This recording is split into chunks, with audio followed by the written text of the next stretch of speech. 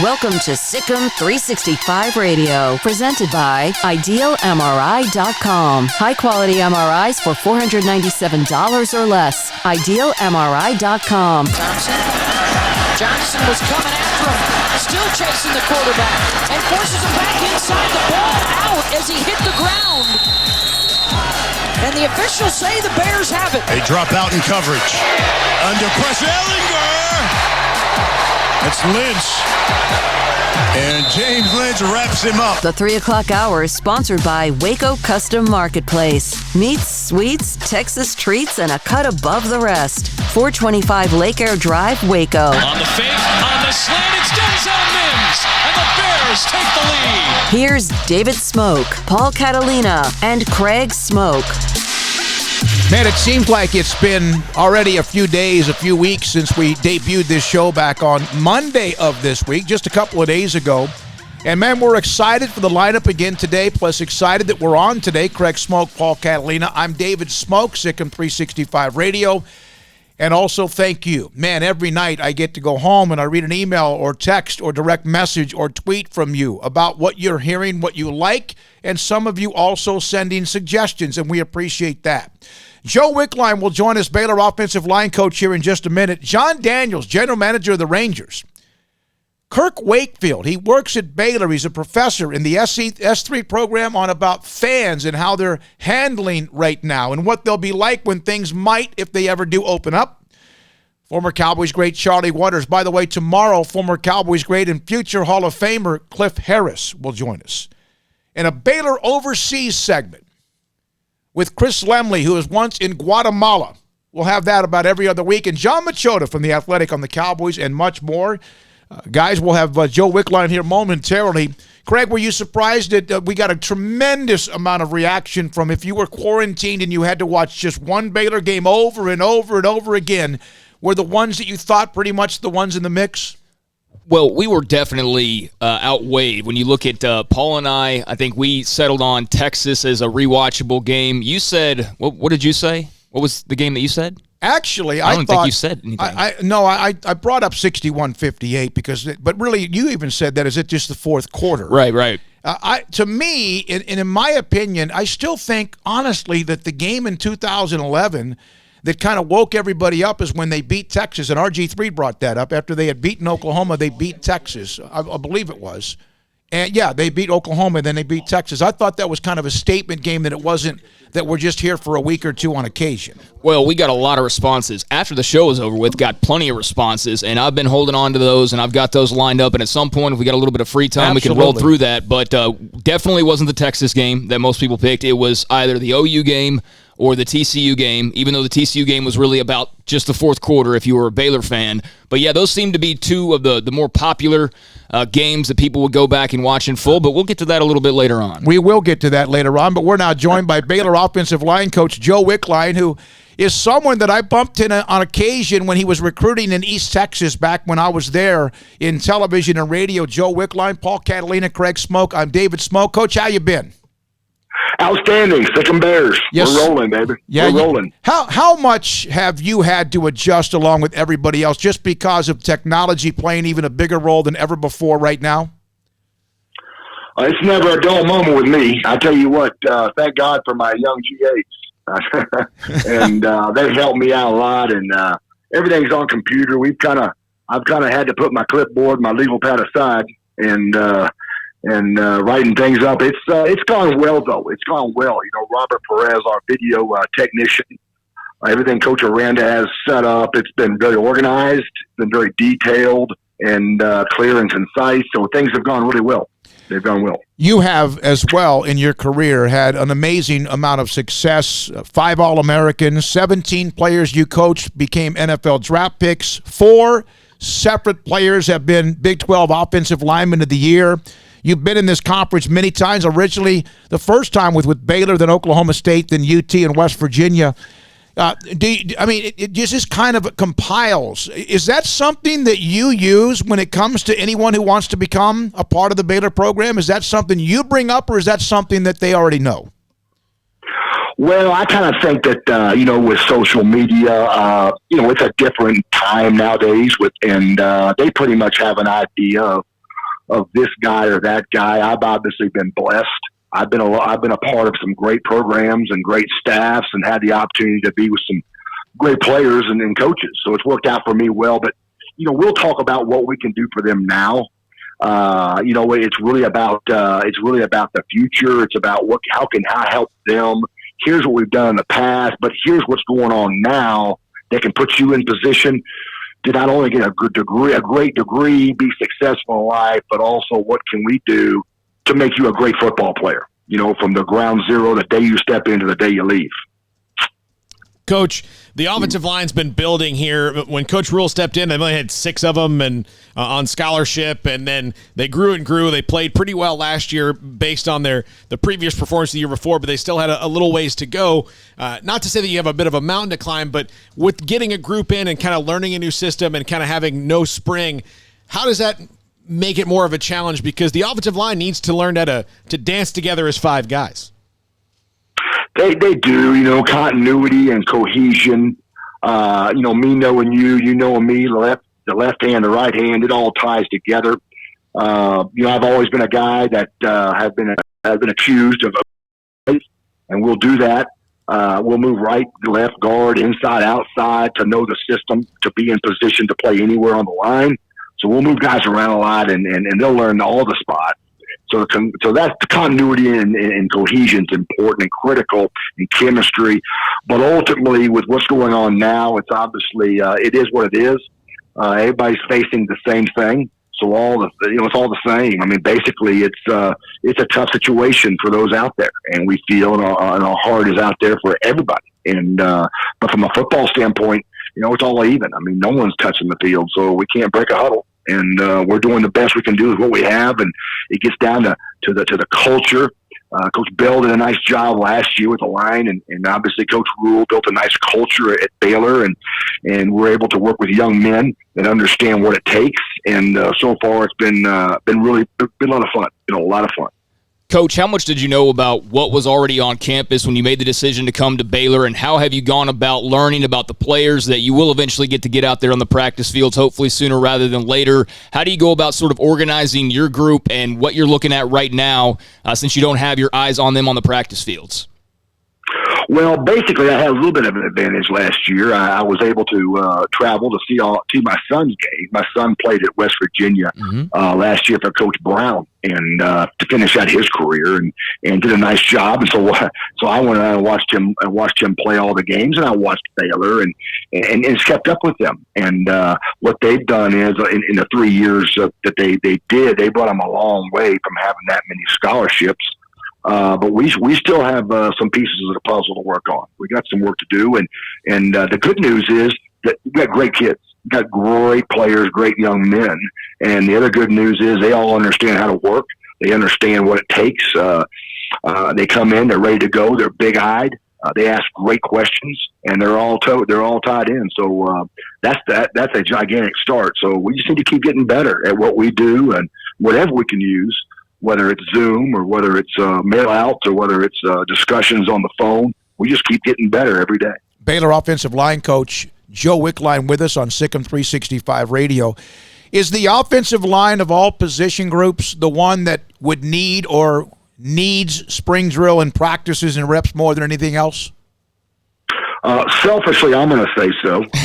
But especially when you're learning people, it's one thing to come in and watch some film maybe from last year, which we don't spend a lot of time watching, but, you really don't know someone until you cross some hurdles together. This wasn't done right. We need to fix this. We're not very good at this, but we're really good at this. So let's work harder on this drill. Let's see how far we can take you. And then when that student athlete and that player sees himself have success, from that drill we were using, from that film we watched, from being corrected, hey, I got that done. I got that done, so I can buy into what we're doing here. Well, those situations and those scenarios aren't available to us because, to me, offensive line is the hardest position to coach. You do the most unnatural things in a body position within no time between this play and that play. You got about X number of seconds to process it all versus this defense on this play, on this audible, said, hey, the ball's been snapped.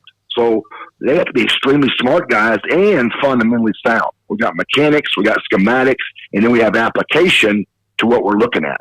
So it's a tough gig, and but we got what we got. It is what it is. So we just keep moving forward and take one day at a time. Based on what you just said, that you've been around the Big 12 a little bit and had a couple of stops, and offense has kind of gone through this kind of wild wave in the Big 12 of where everybody was in the absolute hurry-up spread, and now people are starting to kind of morph that. What you guys are going to do, based on what Coach Fedora told us, is going to be kind of playing with the pace a little bit based on need. How have you seen the skill set of offensive linemen have to change with the way that offenses have continued to evolve, especially in this conference? Well, I think it's pretty obvious. From a tempo standpoint, when it started, the defense hadn't really caught up yet. I mean, you were spread, you were in the gun, you were calling plays, you were subbing, and the defense is caught up, and obviously it's a chess game. And then we're going to do this, and you're going to do that, and they'll slow you down. And how do you stay out a second long? And then ultimately, what happens is people start running the ball, and they get the plays in differently. We'll huddle, we'll slow down things. So what you get into is instead of a fast paced, you get into a multi-tempo. And multi-tempo being, we're fast for a couple times, and we're in the huddle for a couple times, then we're medium, and then we go back to fast, and trying to keep people off balance, trying to eliminate your mismatches and then get into the best play at the same time. It's a chess game. And so as far as alignment goes, you start getting a little bit thicker guy. You start running a few more gap schemes. You can't get away with some of the slender guys anymore. Maybe we're more of a hybrid team. We're more of a shotgun a running game, play action game with the ability to do all of it. So you get more balanced as far as when you pick your linemen out, as far as your mass and your girth. The coaching staff has been put together from various places. Obviously, there were some pre-existing relationships with Coach Aranda and guys that he's known or has coached with before. How has the assistant coaching staff gotten to gel, mold, get to know each other better throughout this time you guys have been on campus? We haven't obviously been through a lot together, but I will say this: the chemistry, the lack of ego, the productive meetings we have, everybody, we're all in this together. We're all in the same circle. The job that Coach Aranda's done, the coordinators who obviously have been head coaches, and the people that have joined in get it. And the players can see that. The people around us can see that. We're having a lot of fun. We got great kids, and the staff is very, very tight. We're very tight together, and we believe the same thing, and we're all going the same direction. And it's been a lot of fun, and I'm excited about it. Russell Okung, Connor Williams, who's now with the Cowboys, Corey Hilliard, Kelvin Garman, young man that was, of course, under your wing as well. Lomas Brown, is that the most decorated player you ever had as after even he left college?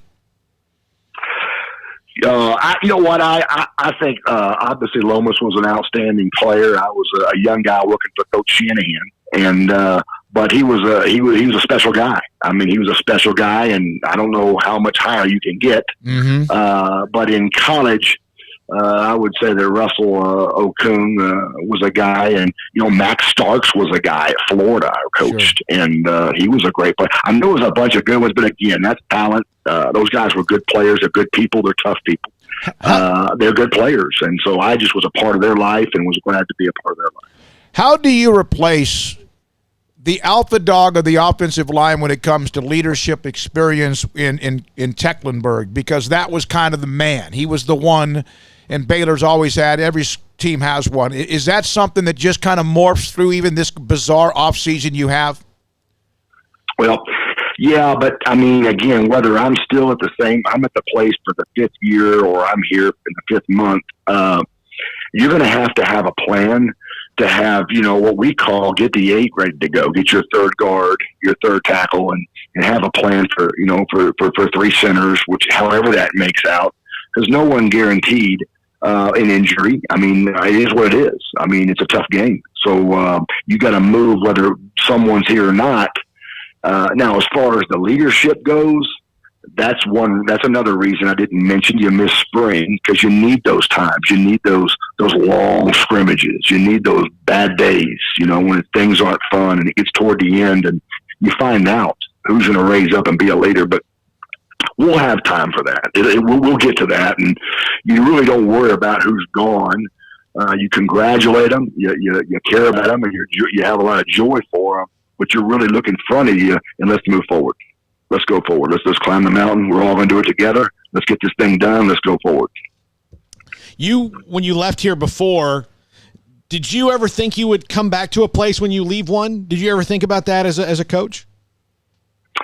No. You know what? You just put everything to have. I loved West Virginia and working for Coach Holgerson and great guy and great staff and a great opportunity there. So you put everything you have into that. And of course, before that, it was Texas, and you put everything you have with Coach Strong and the things that he tried to do. And of course, Coach Gundy, that was there. I had the opportunity to work with him for a long time. And gosh dang, he's the best. And you just work hard. You put your nose at a grindstone and you sell your kids, this is what we're doing. And you get them to trust you. Because I'm going to make you better.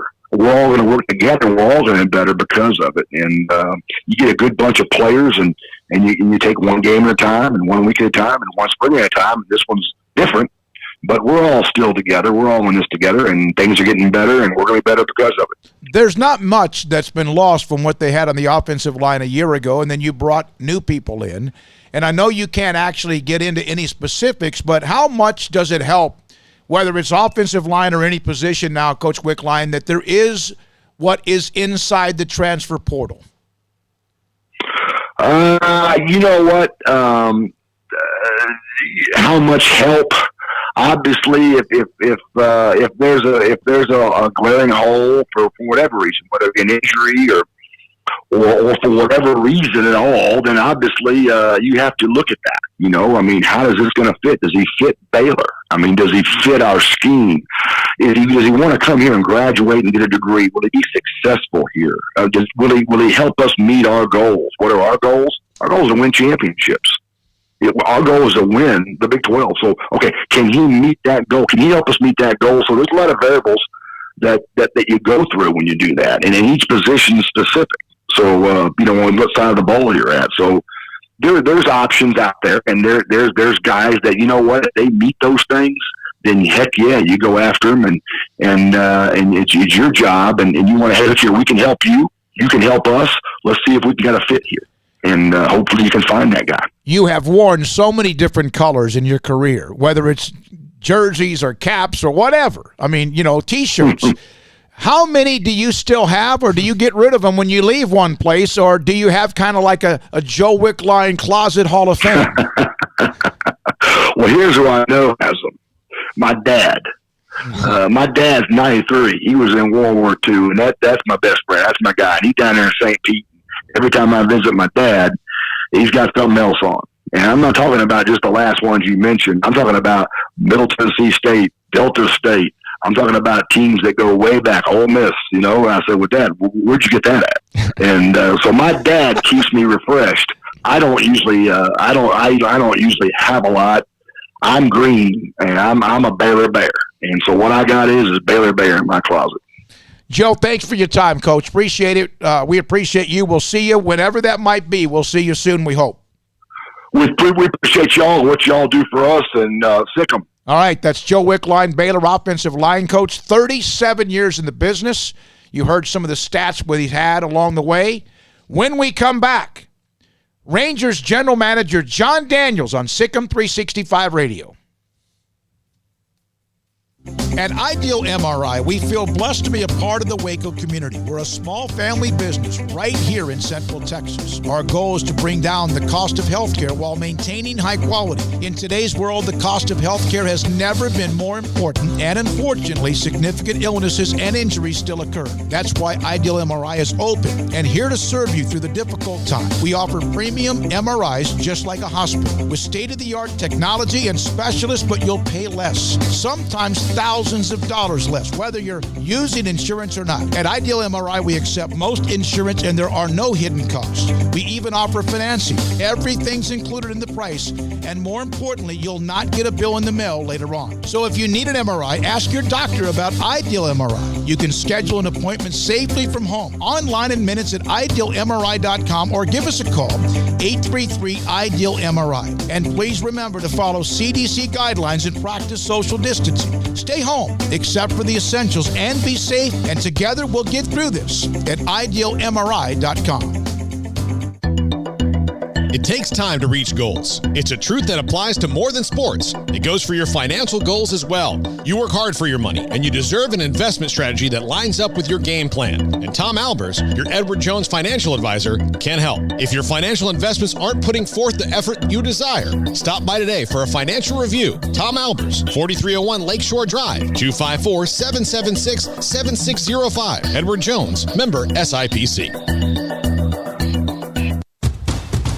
Hey, this is Bryce Petty, former starting quarterback and two-time Big 12 champion, and I know firsthand the importance of being in top shape both on and off the field. So listen up, men. If you're feeling beat down day in and day out and looking for that high-performance edge that separates the men from the boys, then look no further than the Petty Clinic Low T in Waco. Petty Clinic is a comprehensive men's healthcare clinic with an atmosphere catering to men. Board-certified Dr. Kent Petty has a special interest in offering the highest quality medical care to men of all ages. Some of the services offered include screening and treatment for low testosterone or thyroid, infertility, high blood pressure, diabetes, high cholesterol, sleep apnea, while offering comprehensive wellness exams and complete men's health lab panels. High performance men, remember, it's not just a Petty thing. This is Bryce Petty, encouraging you to reach out and Google search Petty Clinic Low T or go to pettycliniclowt.com and get your complimentary lab screening today. Our communities are facing unprecedented times. At Boozer's Jewelers, we care about you and your family. If you're like me, your home has unwanted or unused jewelry lying around. They can have value, and that means we can turn that jewelry into instant cash. This is a great way to get the most value from your unwanted jewelry. At Boozer's Jewelers, we buy all kinds of unused jewelry. So give us a call and let us give you peace of mind and cash for your unwanted or unused jewelry. We are facing some unique challenges at this time. We want to do our part to support not only our community, but our medical providers who are really overtasked right now. Governor Greg Abbott has required dental offices to postpone all elective dental procedures, but still be available for dental emergencies. At this time, dental emergencies are those that are defined as something that would make somebody consider going to the emergency room for treatment. We're offering to see you at our office Tuesday, Wednesday, and Thursday from 8 to noon, and we will waive all fees. We're doing this to support the community and support the medical system. This will allow the overtasked medical community to focus on the truly needy at this time. In the midst of what seems to be so much gloomy news, we want to send a positive signal of our faith in our community and in each other. We're all in this together. We're all in this together. We are all in this together. We're all in this together. We are all in this together. We're all in this together. We're all in this together. We are all in this together. We're all in this together. We're all in this together. We're all in this together. We're all in this together. We're all in this together. We are all in this together. We're all in this together. We're all in this together. We're all in this together. Thank you and God bless.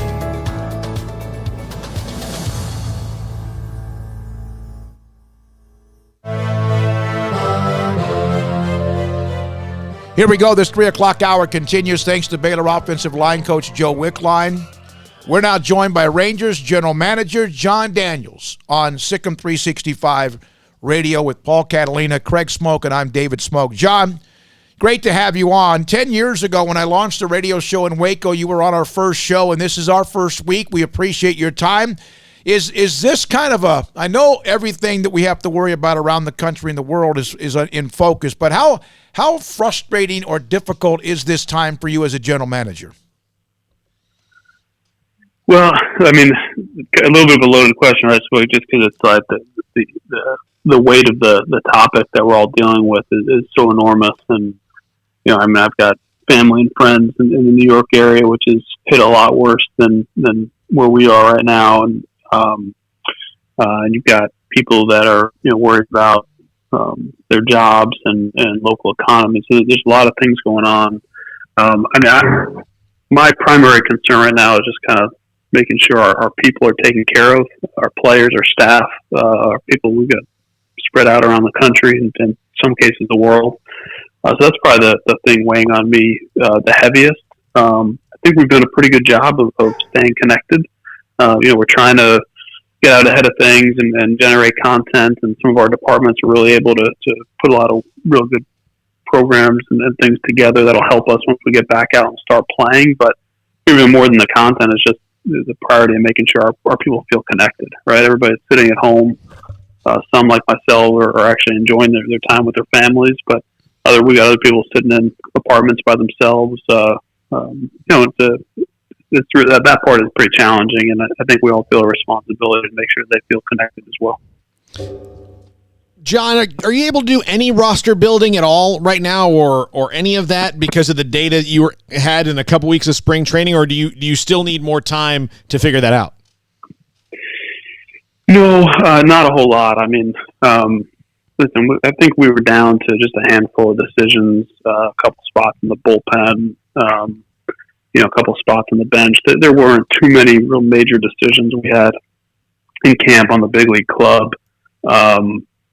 We had a number of decisions in the minor leagues to make as far as where guys go and things of that nature. But that's been secondary. I think we just recently in the last week or so started to think a little bit about, the different possibilities that we could be in coming out of this, whether it's expanded rosters or, playing more games in a shorter period of time.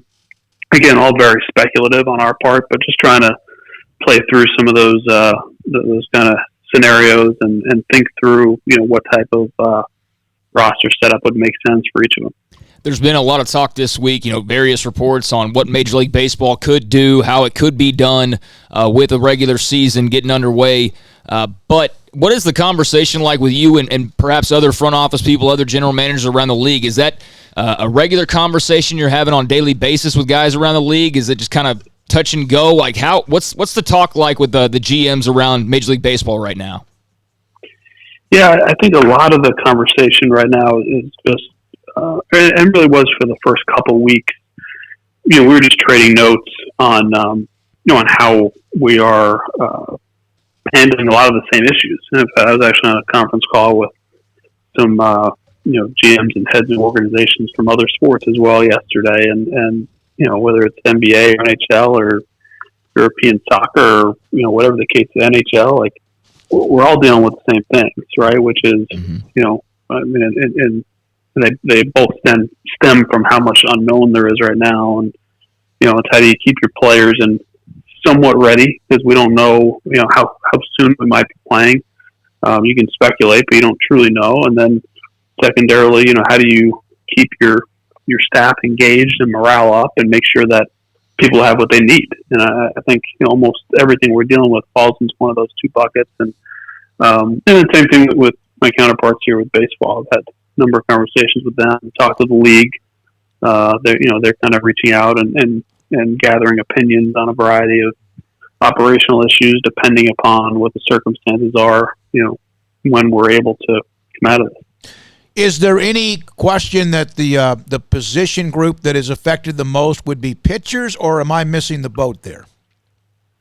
I don't know. Honestly, I think on the surface, one of my bigger concerns is going to be what you're implying there, Smokey, which is the risk for injury.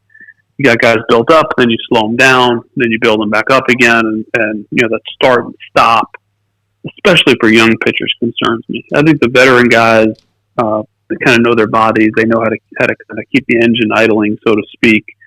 The younger guys are this is new for a lot of them, and it's new for everybody. But it's these guys they're not used to throwing what your arm is supposed to feel like at this every time of year after a career high in innings and things like that. So we're trying to stay on top of that. Our guys are doing our medical staff as well as our coaches are doing regular check-ins.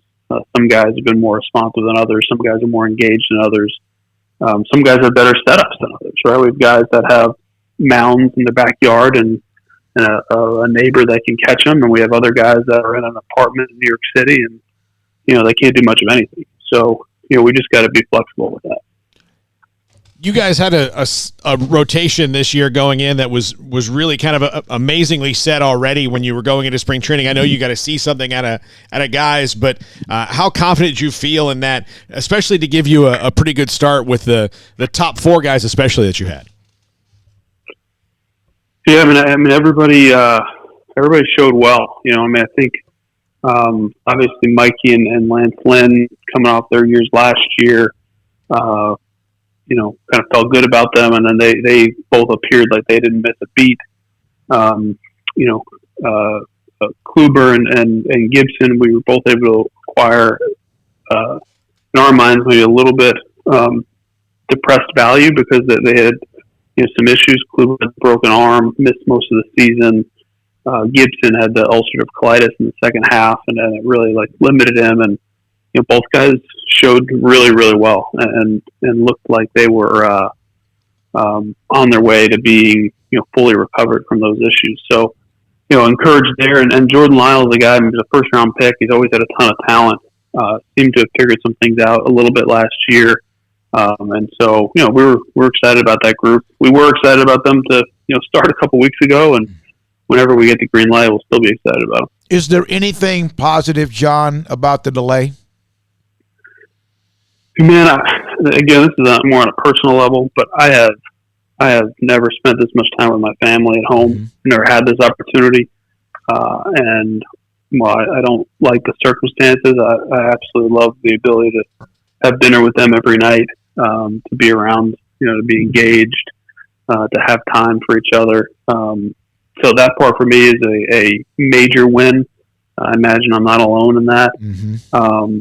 The other piece of it for me that's been a positive is I think people's true colors and true priorities come out, and I've seen so much good and in our organization, people caring for one another and reaching out, and hey, so-and-so is struggling a little bit, or hey, this person may need a little pick-me-up, and just people coming up with different ideas. And it's hard. I mean, we all need contact, we need feedback, and it's a hard environment to get that in. But I've just been really it's been really nice to see and people both in leadership positions and in entry-level positions stepping up to help other people. It's really encouraging on a small level. I know you got to go. Have you accidentally seen a Rangers game pop up on Fox Sports Southwest and panicked because you thought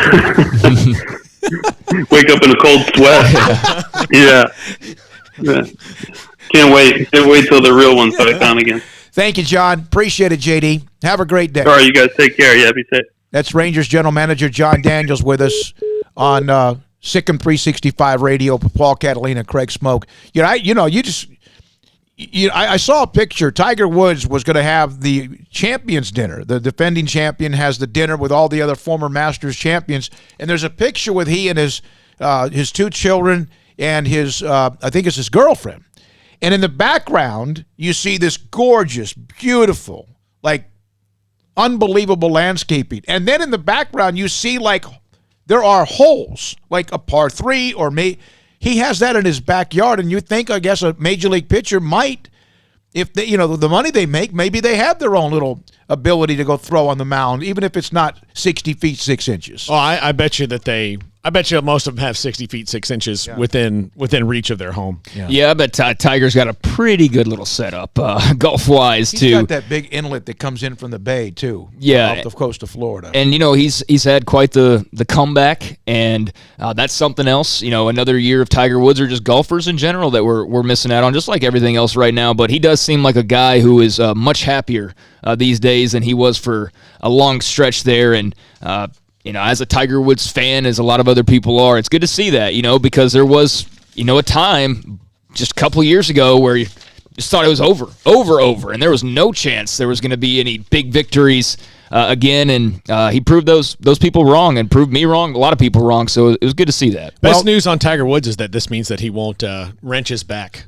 Yeah, and there, there's a schedule. The PGA Tour put out what they hope is what they want to do, which is to have, tournaments at the end of the fourth quarter, or in this case, October, November, December. Like the Masters would be played, I think, somewhere in November. And, of course, they can control the heat and temperature of their greens and so a lot of other now professional golf courses can do. I don't know what would happen with the Open Championship out overseas, but they kind of threw it out there. I tried to Art Strickland, who's a golf writer, will join us, a Baylor alum. He'll join us probably on Friday. There was breaking news earlier today. It's official later tonight. Robinson ISD. Remember, Tommy Allison was the AD football coach, and a lot of you had asked me before on the radio show about what's going to happen with him. Well, he took the job as AD football coach in Hallsville. And I had spoken with Tommy when the administration came to him and they asked him, hey, we want you to just be the football coach. And there are various reasons, but it seems like that this is filtered in from 6A, then into 5A, and of course, especially with a lot of the multi-school districts, and now it's getting into 4A. And locally, like, for example, both Mark Bell and Willie Williams remained ADs when they retired from football and allowed Brian and Don Hyde to do what they do. Shane Anderson at Conley is the AD football coach. Mm-hmm.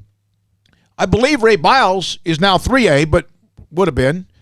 Fairfield's dropped to 3A. You know, it seems like it's all filtered into 4A, and I wonder if it's a buffer with this day and age when there's so many complaints and whining and, you know, and I would think it might be a night if you're going to make the same money and just be a football coach and not have to deal with all the other stuff, like what ran Delbert Kelm into the ground. Smokey, I don't know why you say there's whining from parents. Every kid on the team is the best player and deserves to play over the guy. Or every sport deserves something. And I'm not saying that you don't want what's best for your children. I get that. But today, tonight, they're going to have a school board meeting. They will announce that Jay Zeller, who's been at Grapevine Colleyville ISD, will be recommended as their athletic director. And probably 2 weeks from, I guess, this past Monday, they will hope to have a football coach. Interesting. You got to make the AD hire first, obviously. You got to get the guy unless in charge. You're Jerry.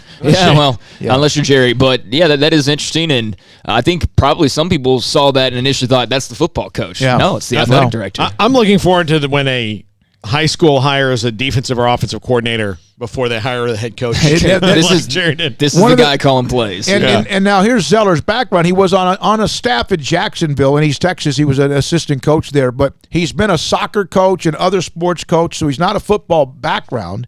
He's been at Lampasas. I mentioned Jacksonville. I think he was at Kennedale, and then, of course, maybe Mansfield.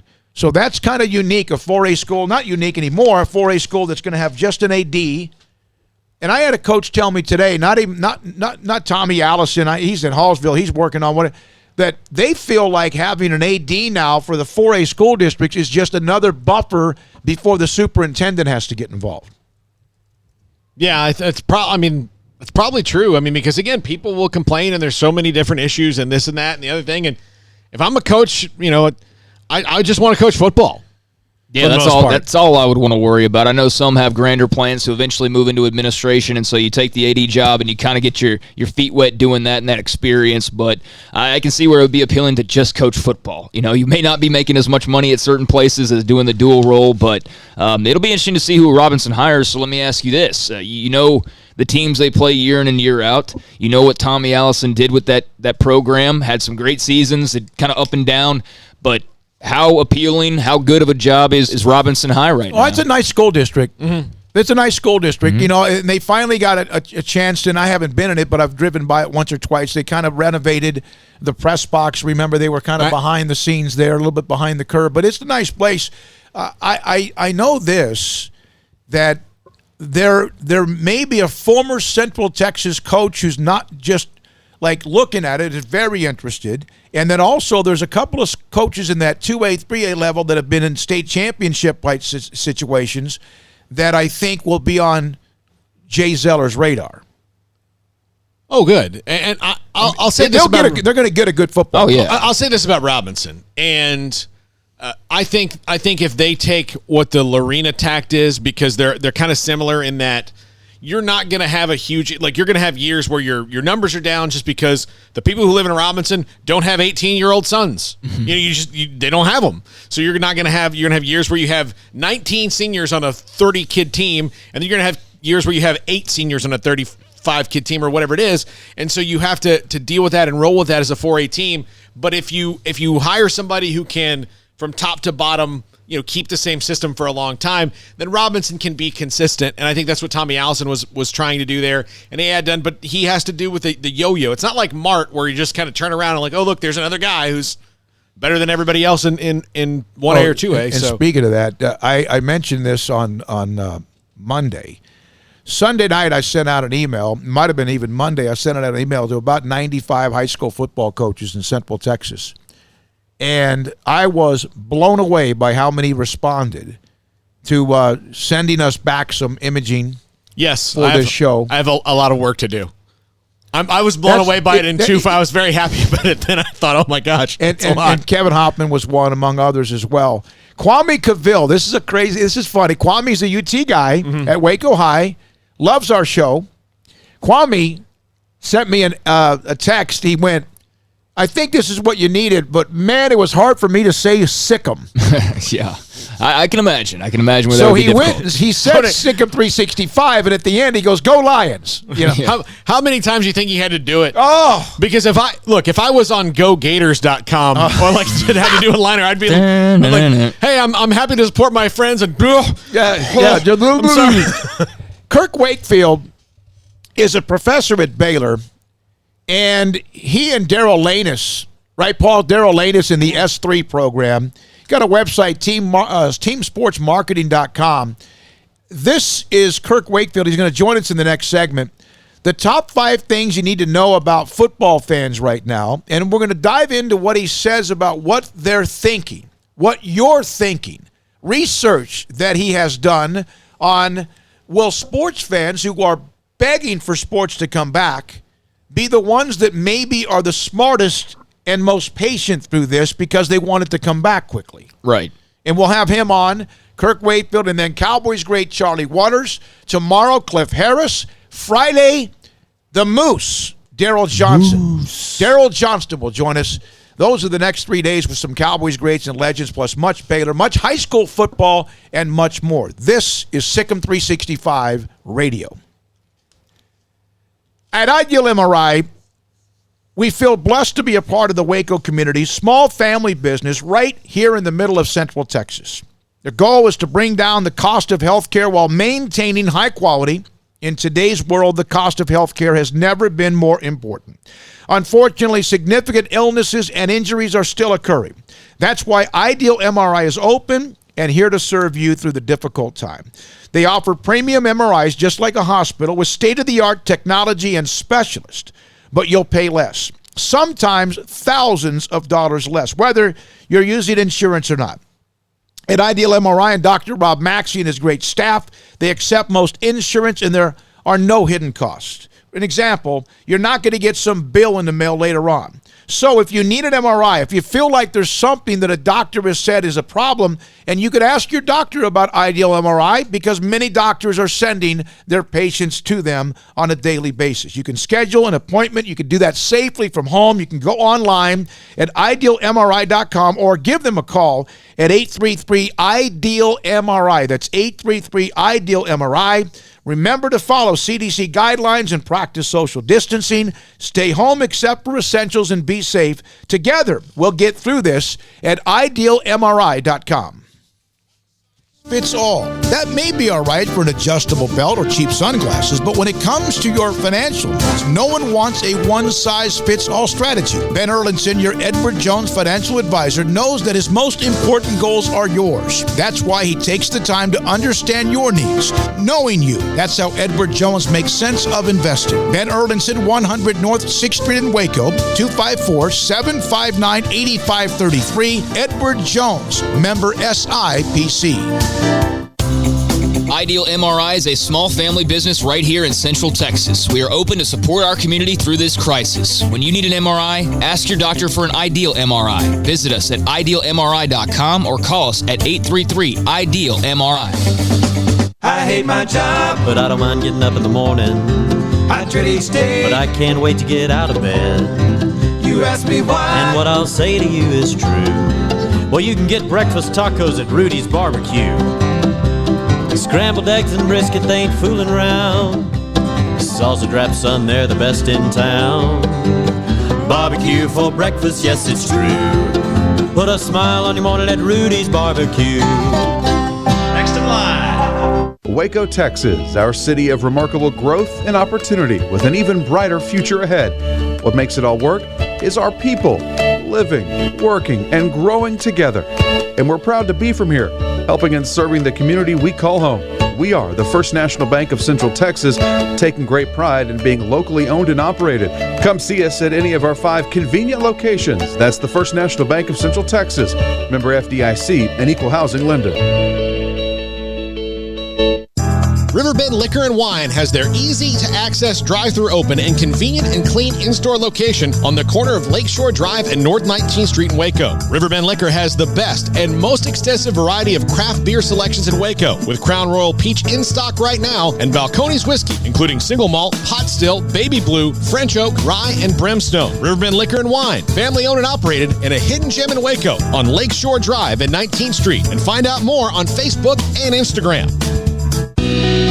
Let Camille Johnson Realtors guide you seamlessly through the process of buying your dream home or selling your current one. Commercial, farm and ranch, or residential, Camille Johnson Realtors can smoothly and successfully lead you through any transaction with a team of 24 experienced agents who are excited about serving you. Camille Johnson Realtors services the entire greater Waco area. If you're in the market to buy or sell, contact Camille Johnson Realtors, 104 Midway Center in Woodway, or find them online at www.camillejohnson.com. Camille Johnson Realtors, elegant, charming, warm. Welcome home.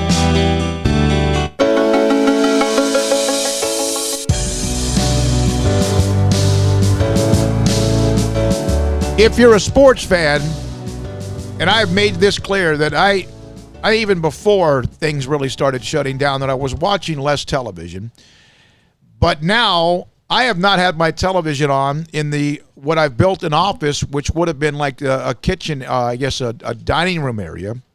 And I haven't had it on. I might, if I say that, 5 minutes, watch drivers, dive-ins, and drives, or whatever the hell the show's called. That's it, yep. With Guy Fieri. I love the show, and on occasion it just allows me to see what they're cooking.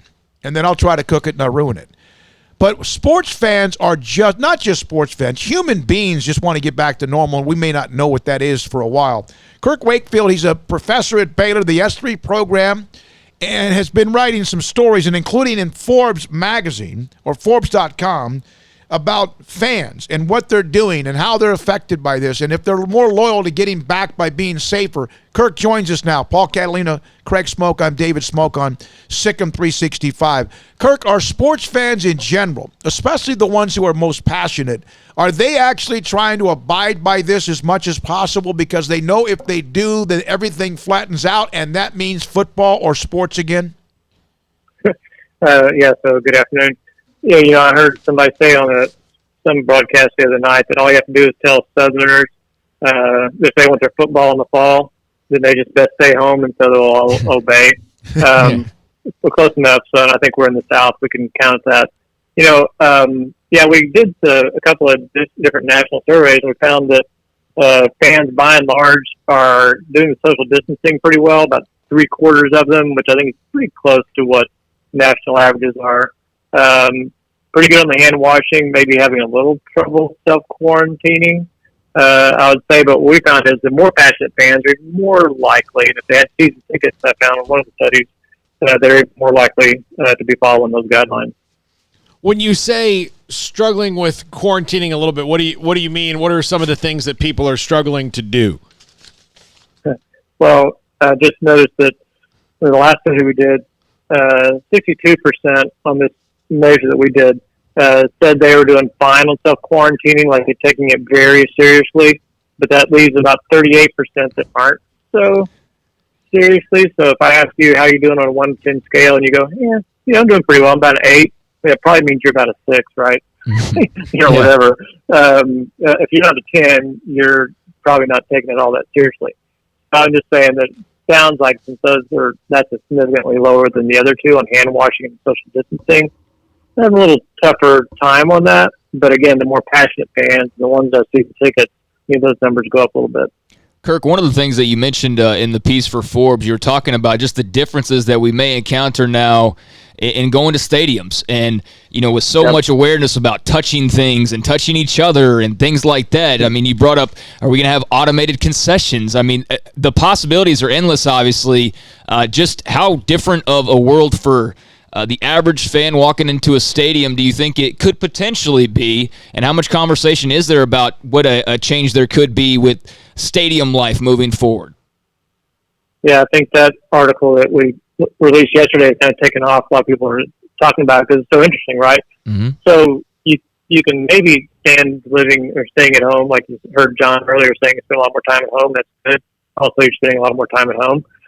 But still, you think about, am I going to go with 20,000 other people I don't know, and will I be so patient with the guy next to me who's blowing his nose? And have we seen the end of God bless you when you sneeze? I mean, it's going to be probably God curse you, right, when you sneeze. So I think we don't really know how fans are going to react. My own prediction, I think, is that if we do get some kind of vaccination where, it doesn't sound like the death knell, for getting the virus. I mean, I know it's not quite that anyway, but people think that way. I think that will go a long ways to it, but I think what we're going to see, kind of like my friend Matt O'Neill, who used to be up at the Cowboys for years, and I met him years ago, and he's the one that gave me the ideas for a lot of these. We're going to have to change to fit it, so we're going to be passing out gloves, maybe branded gloves, right? Sponsored gloves, sponsored masks. It's going to be the Dove 2-in-1 face masks. I don't know. Right.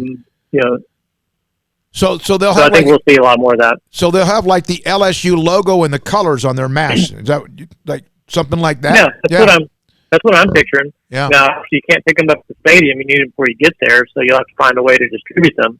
So where is this going with autographs? Are you going to do that? Where is this going with vendors? Who's passing the hot dogs down the road to the other guy? Sorry, not taking the one you just handed me. And I'm not passing the money down for you either. So it makes everything have to be automated. In some way, some kind of just either order from your seat and go pick it up is what we're thinking. All kinds of changes. Before the show, we were talking about this, and I kind of analogized it to when we went to the moon. The moon wasn't just about going to the moon, because there's nothing really, it's nothing up there for us, nothing gold or anything up there or any resources that we can really use, but it was about, can we do it? And then on the offshoot of what can we build out that's going to help us in society for when we go to the moon? Is this maybe an opportunity to have our generation's moon? Yeah, I mean, no matter how we want to say it, it's our 9/11, whatever you want to call it, that makes a huge reset, right?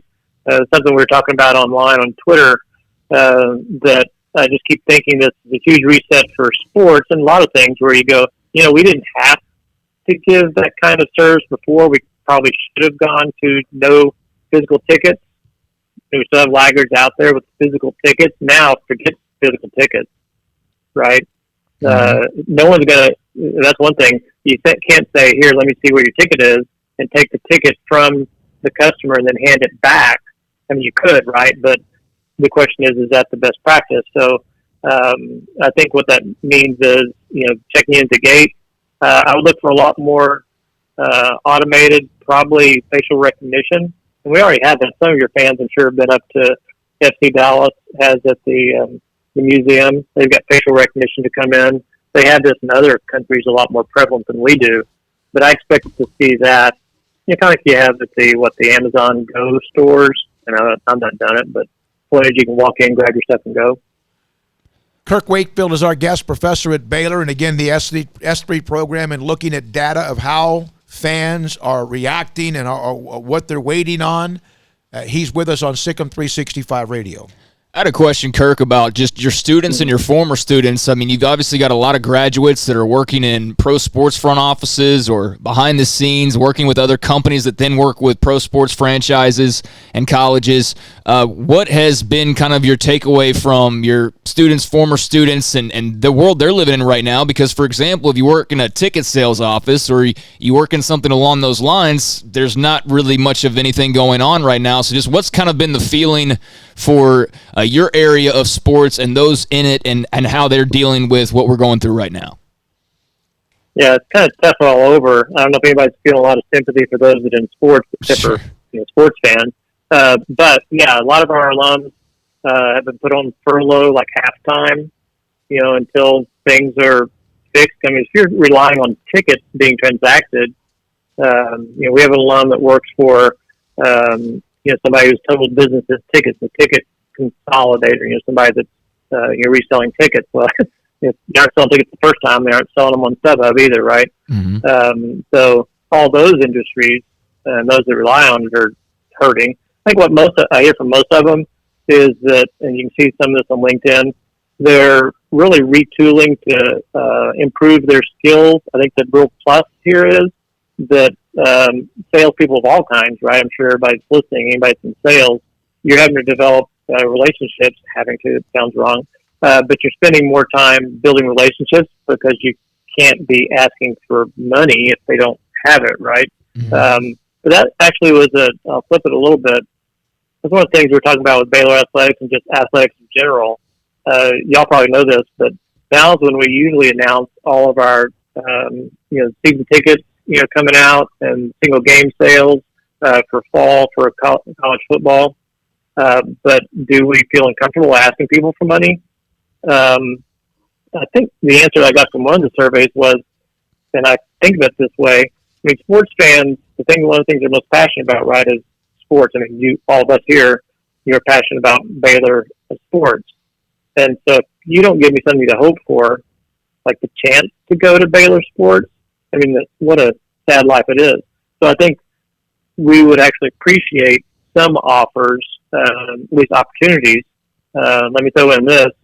I've heard this is a popular possibility. How about season ticket insurance? Yeah. You buy trip insurance, but there's a company out there that contacted me and said, hey, we offer that season ticket insurance. It's like 6.5% of the ticket price, but it refunds you if something happens that we would never thought would happen, but look, just did. Yeah, that's interesting. Ticket insurance. So if you bought a season tickets to whatever it is, would you pay an extra $25 or whatever it might be? Yeah, basically. And if the insurance company, of course, would have to offer that as well, and kind of have to it's almost like gambling is what it is. Hey, Kirk, it's good stuff, and there's so many more options. We might stay with you again down the road and have you back when we see whatever we might see in the next month, if you don't mind. It's great stuff. Tell everyone there at the S3 program, Daryl Lanus, and all the great people we said hi. We'll do it. Thank you, my friend. Thank you. That's Kirk Wakefield, the professor at Baylor, the S3 program. That program, we've had interns come out of that program, and they are amazing. Amazing. Yeah, we've had quite a few that were with us at our old place that would come through. Got to know a couple, 2, 3, 4 of those young men and women each year for a few months at a time. And they lock in quickly with a job too. I'll tell you. Leslie Horn was fantastic. Carl. Yep. Carl was my actual first. No, he was my second intern. Zach Burke was my first, but Carl was my second. So Alexis. Alexis was journalism. She was journalism. Okay. So. Brian Bauer, journalism? No, Brian Bauer is S3. Brian Bauer. Brian Bauer, who's the owner, his family, the Bauer family. Thank God, I just got texted from him. They're doing their drive-through still Monday, Wednesday, Fridays from 10 a.m. to 6 p.m. Waco Custom Marketplace, 425 Lake Air Drive in Waco. When we come back, Cowboys legacies this week, including today, Charlie Waters. Then tomorrow, Cliff Harris. And then Friday, Daryl Johnston. This is SicEm365 Radio. We are so glad to be here. Are you in the market for a new home or you're trying to sell your home? I know things are crazy right now, and our world is completely upside down. If you need to do that or you have to do that or you're going to get to that place and you need somebody to walk you through that process and be your guide, contact my good friend Lance Donaldson and the Donaldson family team, brokered by eXp Realty. Let them be your go-to source as you search through all these different things, whether it's finding that perfect home or finding a buyer for what you have to do, Lance can help you. He's a great dude. He's somebody who's going to listen to you. He's a fun guy to talk to. He's really funny. I love hanging out with Lance. He's going to listen to everything you have to say and find out all your needs and find the perfect match for you. Just go visit his website, lancedonaldson.exprealty.com, or give him a call, 254-214-3713. That's Lance Donaldson at eXp Realty. How did Edward Jones become one of the biggest financial service companies in the world? By not acting that way. Financial strategies, one-on-one advice, it's a big difference. And that's why Brad Wilson, your Edward Jones financial advisor, makes sense of investing. Experience the difference for yourself. Brad Wilson, 250 Sharon Drive in Woodway, 254-776-4337. Edward Jones, member SIPC. In this day and age, you must be able to change how you do business. Think outside the box to ensure that you service your customers. And at Waco Custom Marketplace, we've created our own drive-thru for your Monday, Wednesday, and Friday shopping needs, 10 a.m. to 6 p.m.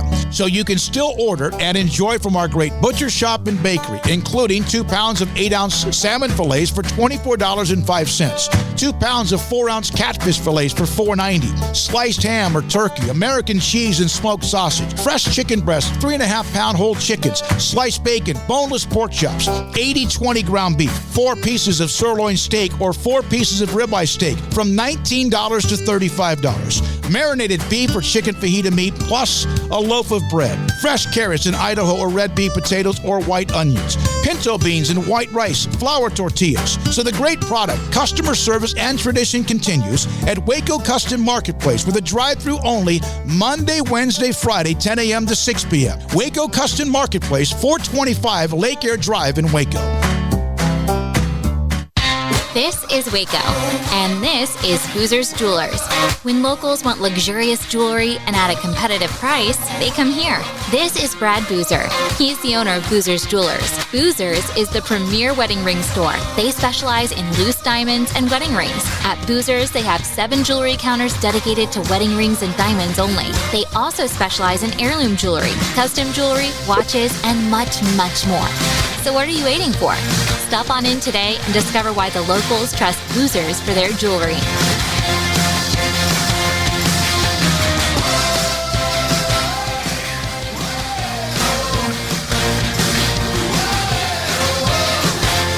Y'all listen up.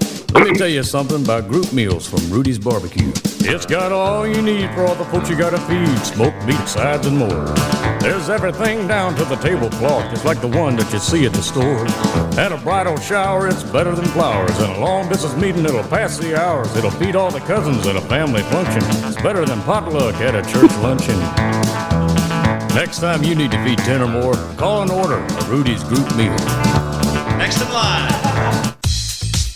Southwest Sports Medicine and Orthopedics, the team physician of Baylor Athletics. Our doctors specialize in the diagnosis and treatment of any and all sports-related injuries, celebrating over a decade of service in Central Texas. Our doctors are equipped to handle a wide range of issues, whether it's your foot or ankle, orthopedic spine care, your hand or wrist, knee and shoulder pain, or if you're in need of our arthritis or total joint clinic. Trust the doctors that Baylor trusts. Southwest Sports Medicine and Orthopedics. Our goal is to get you back in the game. This is SicEm365 Radio. The 4 o'clock hour is sponsored by Boozer's Jewelers, the wedding ring store, specializing in custom jewelry and repair, all in-house. And it's Brewer keeping it to the outside. Brewer lays the shoulder, dive, touchdown.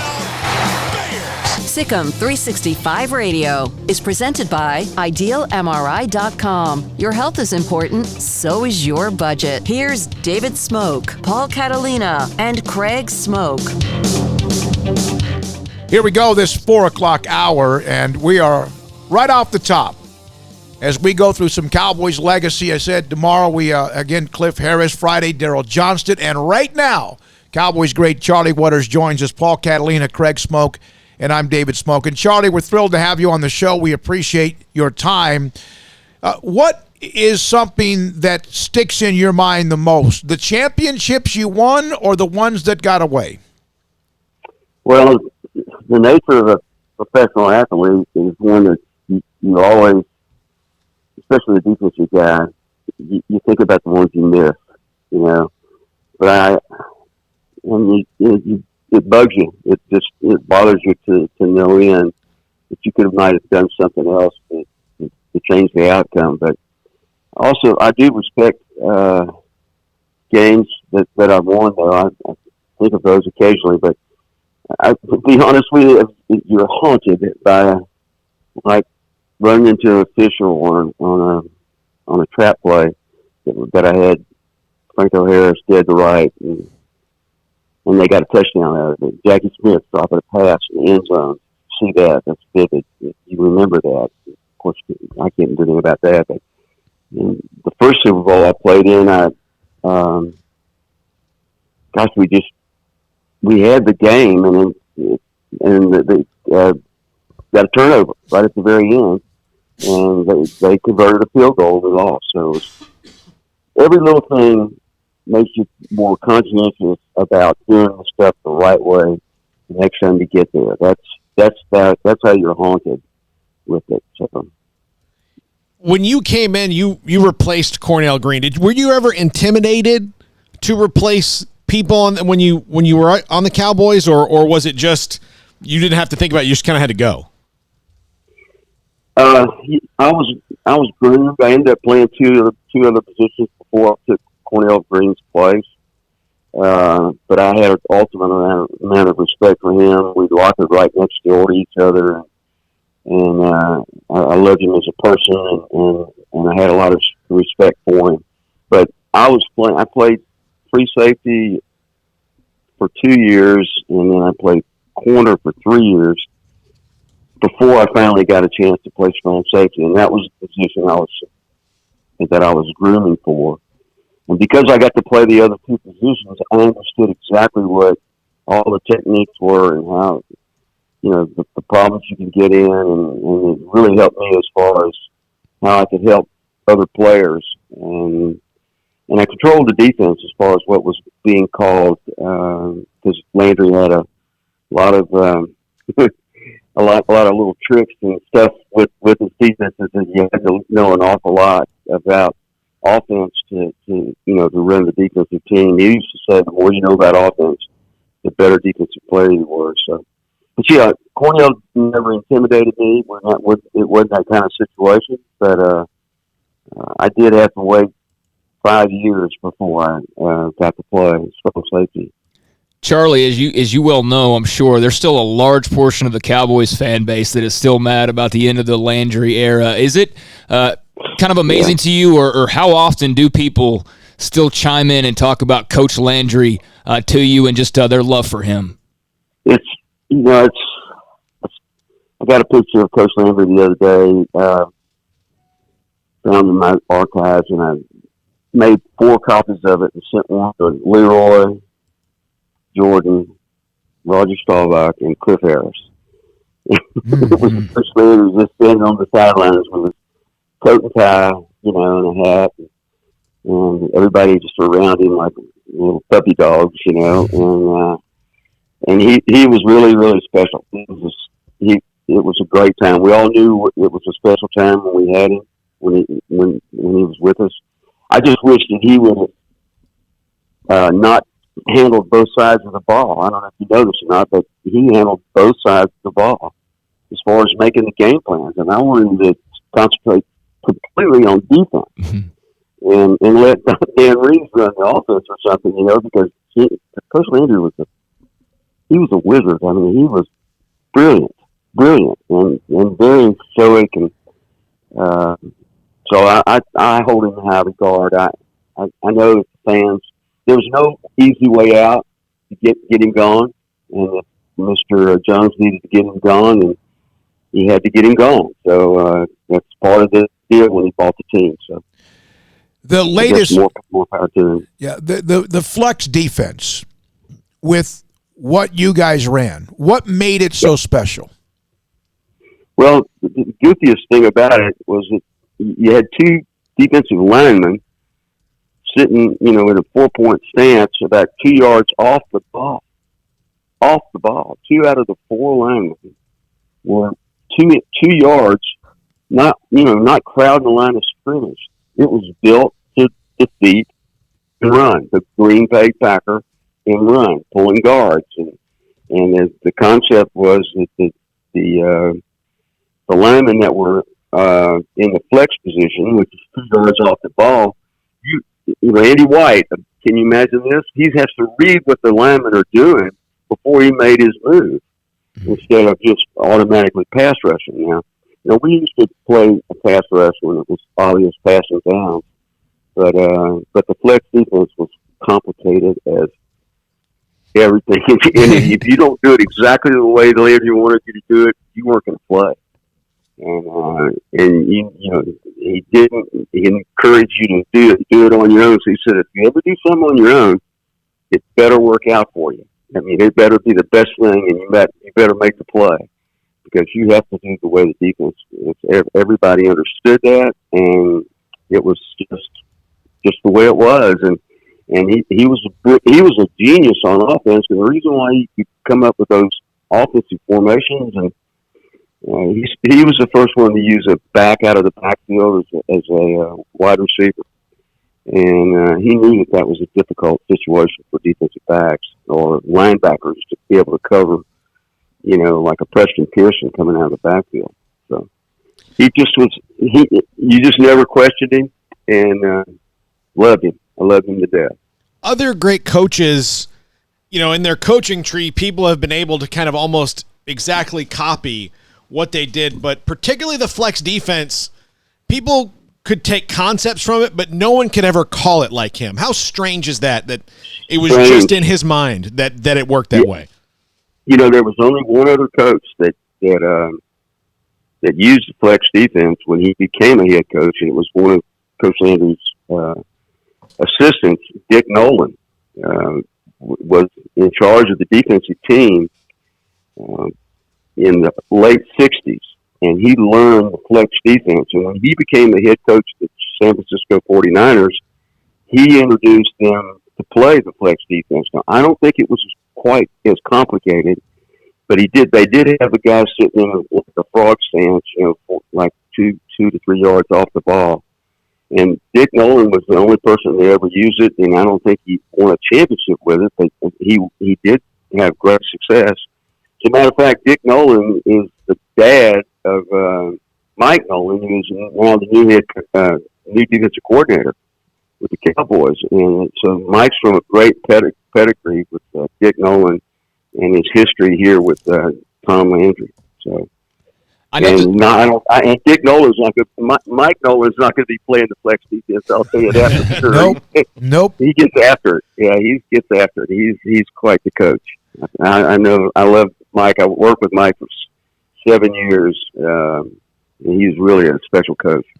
Charlie, I apologize for getting away from the Cowboys for just a second, but you're a Clemson guy, and to see the rise of that program under Dabo these last few years in particular, always a program that had a national title back in the day, but it had been a while, and to see just how consistent, how good, and how they're really 1A, 1B with Alabama right now amongst college programs. What's that been like as a former player and as a fan, obviously?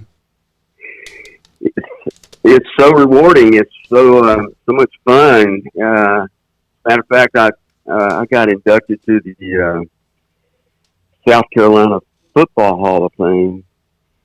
I'm getting inducted this year, and they've canceled it or pushed it back a little bit because of the coronavirus thing. So I was looking forward to going back to Clemson. But Dabo's got Gene Stallings all over him, because Gene Stallings taught Dabo how to coach. Mm-hmm. That's how he learned how to do it. And Gene Stallings was my coach for the longest time, and I'm saying that Gene Stallings is the best coach I ever had. Sans Tom Landry.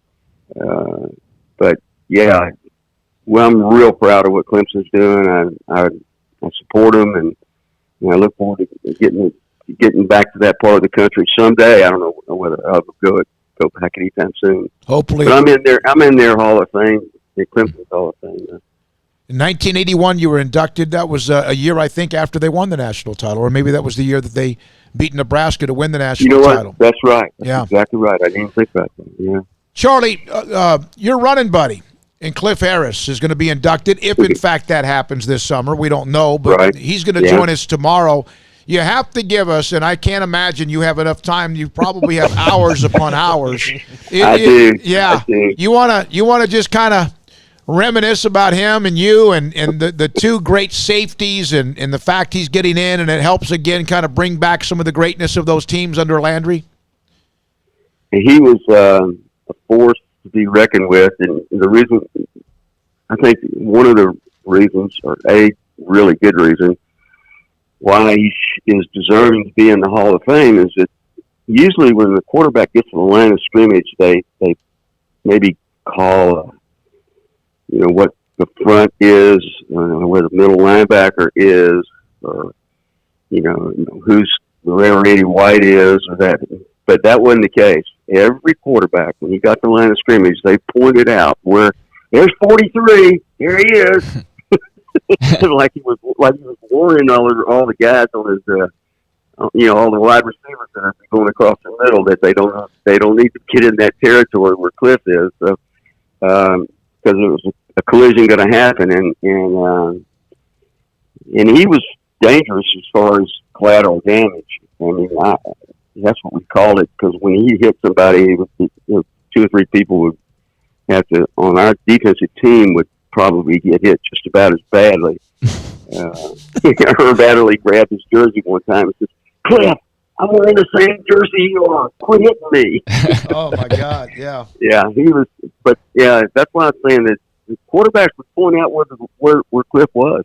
And that's when I said, hey, this guy's deserving. Nobody, you're worthy of Hall of Fame numbers when you get pointed out by the quarterback of where you are on every snap, because you want to warn those wide receivers that you don't want to get into that territory.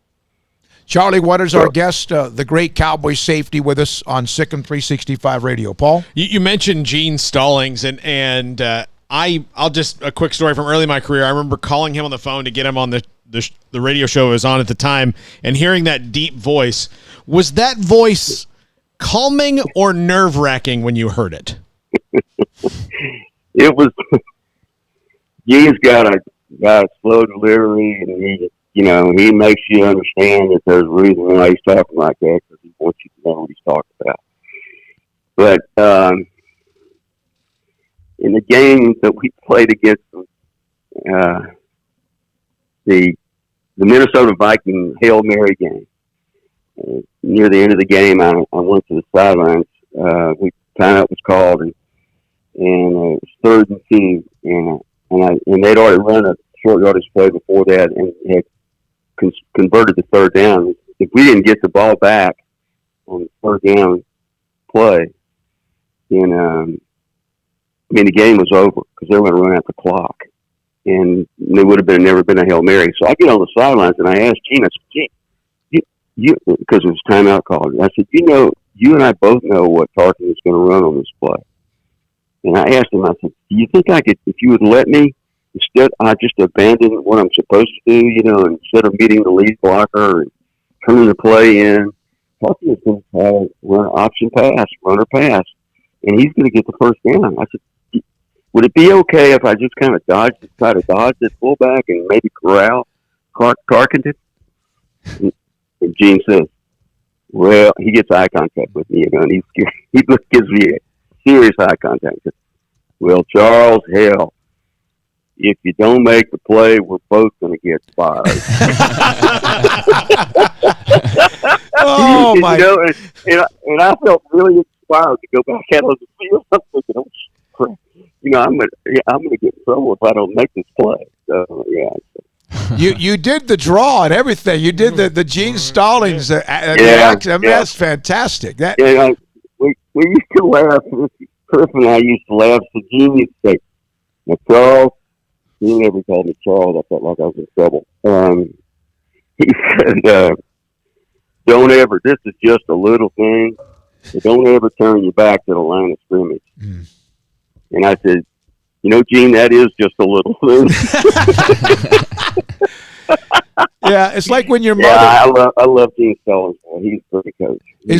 It's like when your mother says your middle name. It's Paul Anthony Catalina. Yeah. Then Yeah, that's it. You're in trouble. You don't even know what you did wrong, but you know you're in trouble. You were a part of that memorable Cowboys comeback when Staubach hit Tony Hill to beat Washington in '79, the broadcast, and then you dabbled in that. You were on television. You also did some Cowboys color. How sometimes because you played the game, you would do that much better than any of us, no matter if we would broadcast whatever. But was that more difficult at times than you thought, or was it just natural?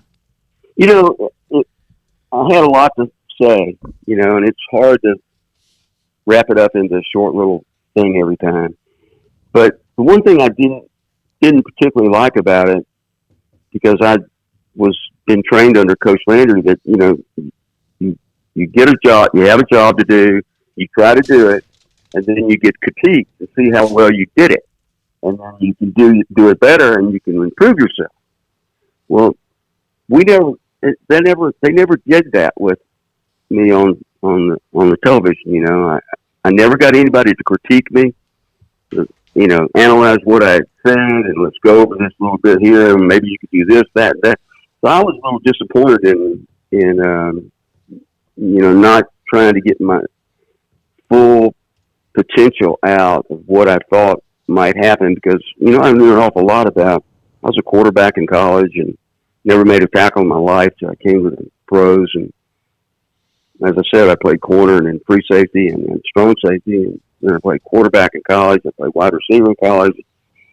So I knew a lot about everything. And but I didn't do very. I never had a big career as an analyst. So and it disappointed me that I guess I should have taken the initiative and asked somebody to help me, you know, because I must not have been doing it well enough.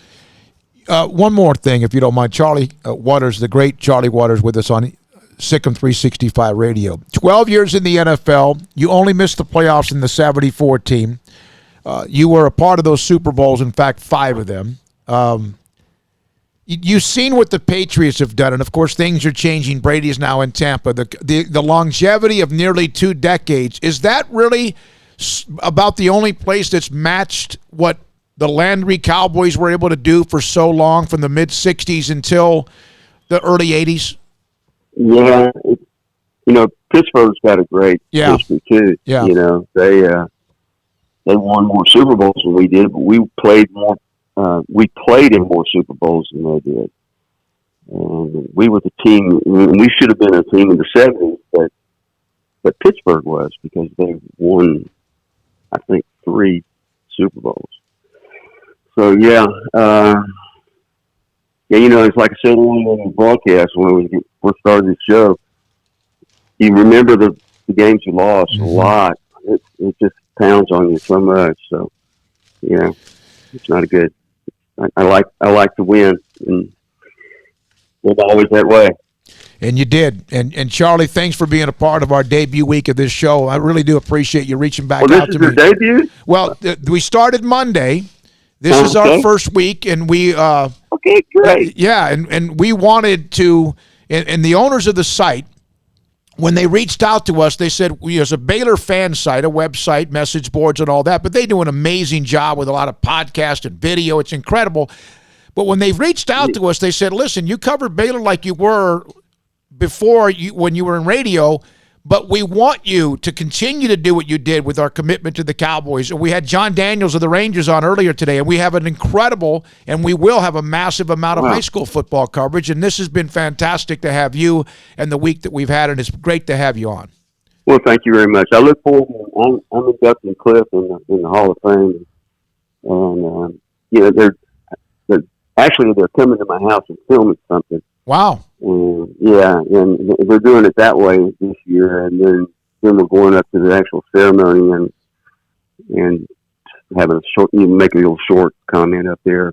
But yeah, it was really an honor that Cliff chose me to induct him. So I'm looking forward to it. I hope he's very special. That guy is very special. I hope by the time that we're supposed to have the Pro Football Hall of Fame induction in Canton, that everything at least is getting back to normal. Thank you so much, Charlie. We appreciate it. Thank you, guys. Good luck to you all and your new show. Thank you. That's so Charlie much. Waters. Played for the Cowboys from 1970 to 1981. He was a third-round pick out of Clemson, and he was a 3-time Pro Bowl player, 2-time All-Pro, NFL rookie team, of course, won a couple of Super Bowls as well.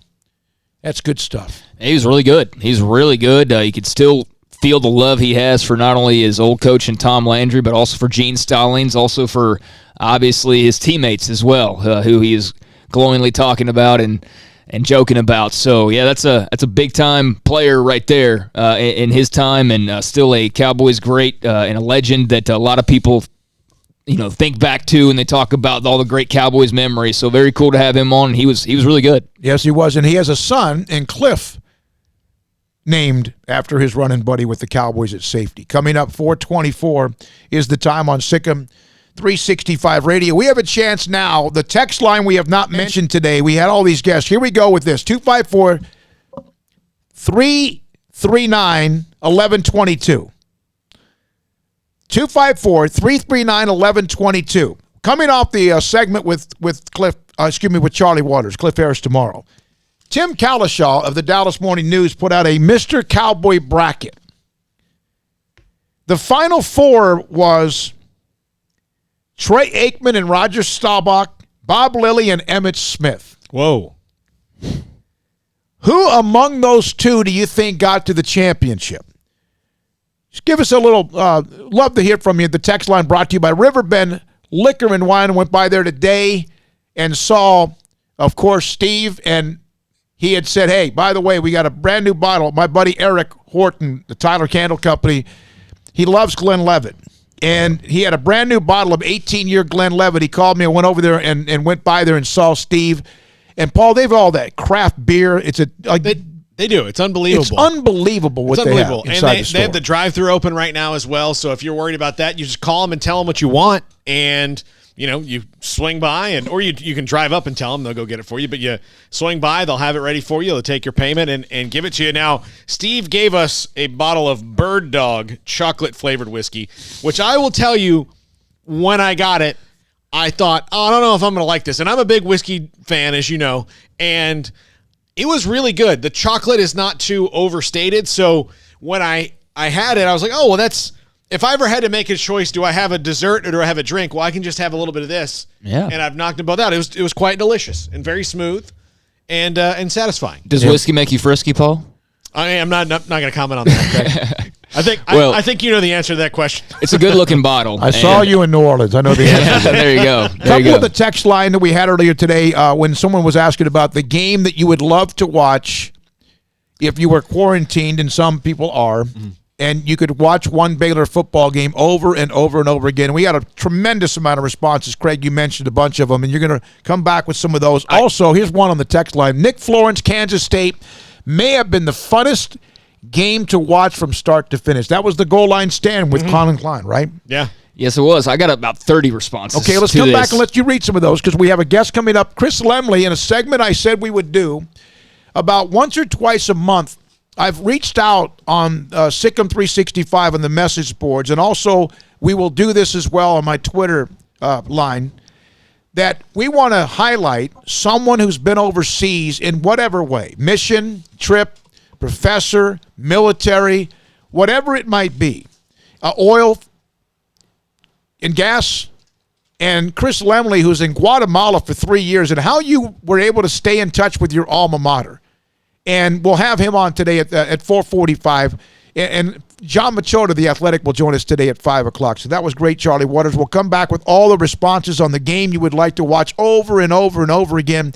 If you were quarantined, we'll take more of those responses on the text line, 254-339-1122. This is SicEm365 Radio.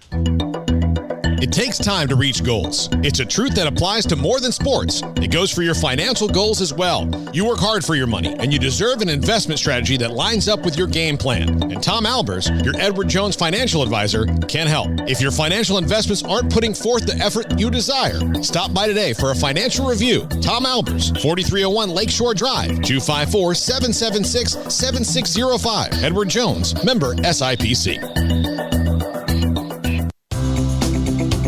At Ideal MRI, we feel blessed to be a part of the Waco community. We're a small family business right here in Central Texas. Our goal is to bring down the cost of healthcare while maintaining high quality. In today's world, the cost of healthcare has never been more important, and unfortunately, significant illnesses and injuries still occur. That's why Ideal MRI is open and here to serve you through the difficult time. We offer premium MRIs just like a hospital with state-of-the-art technology and specialists, but you'll pay less. Sometimes thousands of dollars less, whether you're using insurance or not. At Ideal MRI, we accept most insurance and there are no hidden costs. We even offer financing. Everything's included in the price, and more importantly, you'll not get a bill in the mail later on. So if you need an MRI, ask your doctor about Ideal MRI. You can schedule an appointment safely from home, online in minutes at idealmri.com, or give us a call, 833-IDEAL-MRI. And please remember to follow CDC guidelines and practice social distancing. Stay home,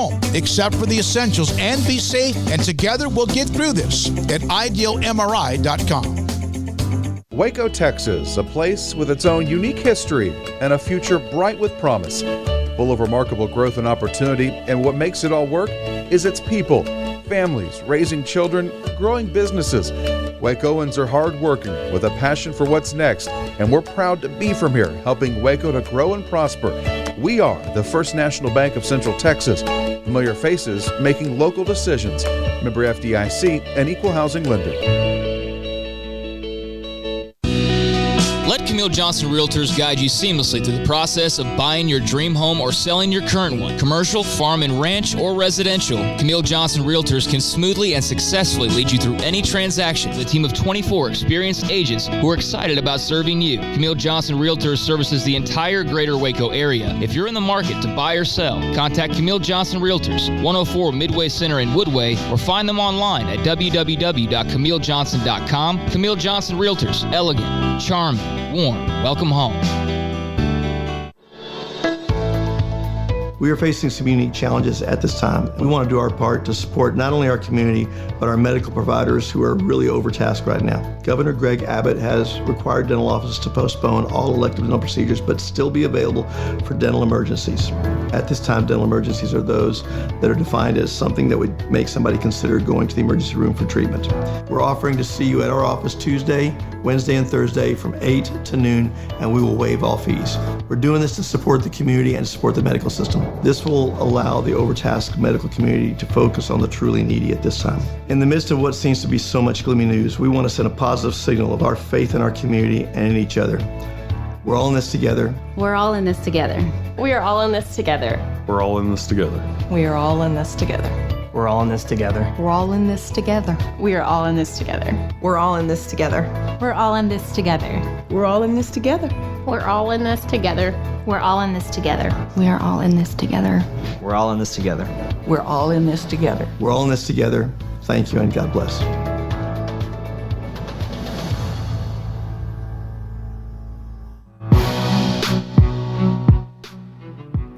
SicEm365 Radio Live with Paul Catalina, Craig Smoak. I'm David Smoak, and we still have an hour and a half to go. Man, our show tomorrow is already loaded up. Working on a heck of a Friday, and hope you've enjoyed today so far. We have this one segment here. We'll have Chris Lemley on a Baylor alum overseas story. Those who have responded to me from Guatemala or Korea or even Angola. And we'll have those to share with you. Did you see this story about Nick Saban? Instagram live interview with Maria Taylor said the one positive of the COVID-19 pandemic is he has an email now. He never had one before? They were sending them all to Miss Terry. She fired me and said, I'm not dealing with your stuff anymore, so I had to do it on my own. Miss Terry. His wife. Yeah, quite famous. Nick Saban's wife. Everybody refers to her as Miss Terry, and you don't really hear that a lot about coaches' wives that are that well known. But when it's Nick Saban's wife, and he's as much in the public view as he is, so that's it's funny she got fed up. Ann Bowden got a lot of press. Yeah, because she had Sally Brown. Yeah, Tom. Sally Brown got a bunch of real estate person as well.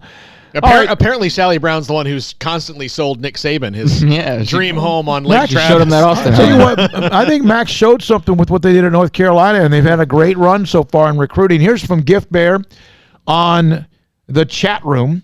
If I could watch one game over and over again, it would be the blackout game against Oklahoma, the best Baylor football environment I've ever been to. One other note from the Zip from the text line, brought to you by Riverbend Liquor, Beer, and Wine. My guess for the Cowboys' best finals would be Emmett and Emmett and Bob Lilly. I'll give you who was in the finals in just a minute. All right, Craig. All right, I got a lot over here. So 254-339-1122 is the Riverbend Liquor and Wine text line, and thank you to them for providing that. And there's also a chat room, a chat feature that some people kind of have a hard time finding on SicEm365.com. I'm going to be active in that chat, and I know Smokey has been quite a bit as well. It's not filled up the way we want to eventually get it, but if you're listening and you're on your desktop and you want to kind of follow along and be a part of the conversation, you can always go with the text line, thanks to Riverbend, again, 339-1122, or you can also, if you are a premium member over on SicEm365.com, jump into the chat as Trevor and Weedham Bears and a couple of others have so far, but that's something that we're going to be working on. There's so many ways for us to be in contact with people. It's you kind of almost lose what all you can do to be in contact with people, but we're going to have as many opportunities for you to be a part of the show as humanly possible, and one of those ways is always going to be through our own Twitter accounts as well. But yesterday, SicEm365 Radio posted part of our segment asking which Baylor football game you would watch over and over again, and you had laid out about 5 options, and a lot of people had varying opinions on this. Sick'em Ball said Thursday night blackout versus OU at Floyd Casey Stadium. That was one I saw a couple of times that was not a part of the 5 that you had mentioned, but that night was quite memorable, that Thursday night blackout at Floyd Casey. That's one of my favorites. Was that the debut of Shock Linwood? It wasn't the debut, but it was the breakout. That was when, remember, because, I thought maybe whoever went down, but wasn't that when Ganaway was ahead of Linwood. Ganaway didn't play. Ganaway was gone. I thought it was Glasgow Martin or whoever, and then isn't that when Shock broke out? Mm-hmm. I thought so. And was Lake there then too? Yeah. I'm gonna pull up the box score so we know for sure on that. Let's see. Shock Linwood, 23 carries, 87 yards, and 2 touchdowns. That's what he had in that 48-14. No, wait, that was the Norman game. So I'm getting that wrong, but that's okay. Okay, some of the other responses. So that was one that was pretty popular. Heath Nielsen said 2012 Holiday Bowl, and he also mentioned the 2010 Sweet 16 game versus St. Mary's as a couple of games that he will watch over and over again. 61-58, 61-58. Daniel Lofton, last season's game against OU, which I don't know why that was one that he would want to watch. Which one? Maybe just joking, and he might be an Oklahoma fan for all I know. Let's see. Andy says, UNLV when I'm feeling down. Reminds me that things really aren't as bad as they seem compared to making a statement game. Were you at that game, Paul? Oh, no. I was still living in Florida. My dad called me, and because I don't know if it was on TV or not, but my dad called me, and I'd gotten home from work. And, I guess we were probably talking about the A&M game that day in Florida State and what had happened. And he said, "You're not going to believe this crap." And I'm paraphrasing that happened with Baylor today. And I said, "Hey, I saw something about it at the tail end of SportsCenter. They were kind of making a joke about it, but I don't know what's going on." And he said, "Okay." And he gave me the situation. He goes, "What do you do in this situation? You're up. You're at your opponent's 1 yard line. There's time's expiring. What do you do?" I said, "We just take a knee. I mean, there's no reason not to." He's like, "Yeah, they didn't do that." I said, "So then what happened?" He goes, "Well, they fumbled, and UNLV took it back." I said, "Where'd they play this game?" And he goes, "Well, they played it here," and he goes, "The best news for them at the time," and of course my dad was an Aggie. He said the best news at the time was that nobody in the stadium saw it because there's nobody there. But he said it's going to be bad. The late Monsignor Mark Deering had the best line about it. It was in the paper the next day. My mom called to tell me after she'd gone to church, and he said, "I am reaching out cross faith to let our Baptist brethren know how to take a knee." Oh, wow. By the way, that Oklahoma game, Craig? Yeah. The one who came out of and put some good stats up in that game was, Shock. 23 carries, 184 yards. Okay. Because C-Strunk went down early. Mm-hmm. J.J. Joe chiming in. There you go. Baylor great. For personal reasons, number 1, 1991 BU versus defending national champions Colorado, 16-14 win for the Bears. 1A would be 2013, Baylor 30, Texas 10. It was bone-chilling cold at first. Big 12 ship was sweet, and the case was closed out the right way. Gives me chills just thinking about it. So that was the great J.J. Joe with a personal selection, and also with one as an observer. Tommy, BU A&M double overtime, Sean Bell's signature win.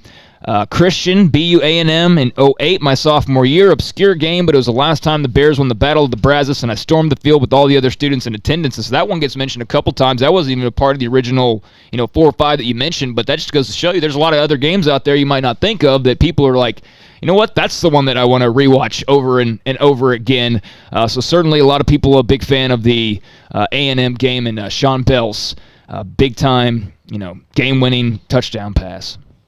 Or was it a 2-point conversion? It was a 2-point conversion. Yeah, somebody's pacing. Yeah, he's just trying to find a spot. Our fourth co-host, Woodrow. Yeah. I'll tell you this. So I could think that A&M games I was still there. I was still in Florida when it happened, and my dad. that was not the same kind of call. He said, "You would not believe this that just happened." Dave South call? Yeah. Dude, he just called you after every game. Yeah, he just called, yeah. It was like, "You're not believe this." He called me. My cell phone was ringing at work, and he was calling me on the way home, and the voicemails were just flabbergasted. And then when I finally got to talk to him, he was kind of exhausted, just like. Yeah, I think a lot of people were, even Baylor fans. This is one. My above all favorite was Baylor UT in '91. I was sitting with friends in the UT section. I thought they were going to kill me because we won 21-11. That was from Kim in Dallas. Yeah, going back to that A&M game, I did obviously not have as much of a dog in the fight back then for Baylor or A&M. It was just a young kid in school, and I, for some reason, just remember that so vividly. Maybe it was just kind of a premonition of what was to come years and years later covering this program, but I was riding back from somewhere, and got to catch the Dave South radio call of that game, and it just so happened that my plans for later that night was to go over to my buddy's house, and my buddy just happened to be an A&M fan. So you can imagine that was not the most fun day for him, but it was kind of fun to poke at him a bit. Is that Nick Gregory? Yep. Yeah. Should I endear myself to the Baylor fans on this site since I've already told them I've come from Aggie blood? I will say this, to endear myself to you. Dave South, who you mentioned, made that call, and it sounded like somebody told him his grandmother died over and over again. But Dave South, to this day, hates my guts. Really? Hates me. I mean, and it was a very simple misunderstanding. We had him on Hall of Fame Sports Talk, Steve Fallon and I made a comment afterwards that was relayed to him secondhand. He got mad about it. For now 15 years, every time I've come in contact, I've been trying to just kill him with kindness, but he's just decided he doesn't like me. And we had A&M at the previous stop on one of our other stations, and I had to go through not a third party, a fourth party to get him to cut the liners we needed.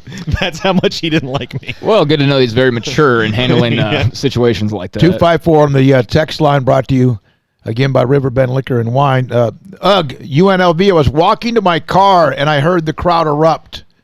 What the hell, Chris? Yeah. Also, Walt in Waco, guys. Glad to have you guys back. The past 3 days have restored a little normalcy to an otherwise strange world. Keep it up. Don't ever leave us ever again. Thank you very much, Walt. We do appreciate that. I will say 61-58, I think, is probably going to be the winner if we were to actually tally up things. By just over the edge of Oklahoma, RG3, Terrence Williams? Yeah, I think they're neck and neck, but I think I've seen 61-58 a bit more. I'm just a little surprised, and maybe it's just because there's not as much nostalgia because it was just 6 months ago, or not even 6 months ago. But that Texas game, of all the Texas games, and Grant Taft had some success against Texas, and of course the Miracle on the Brazos and all that, but of all the rivals that you do have in a conference, the one who lords over the conference when you're able to just physically beat them down so much that their coach has to call a timeout for a garbage, meaningless touchdown. Yep.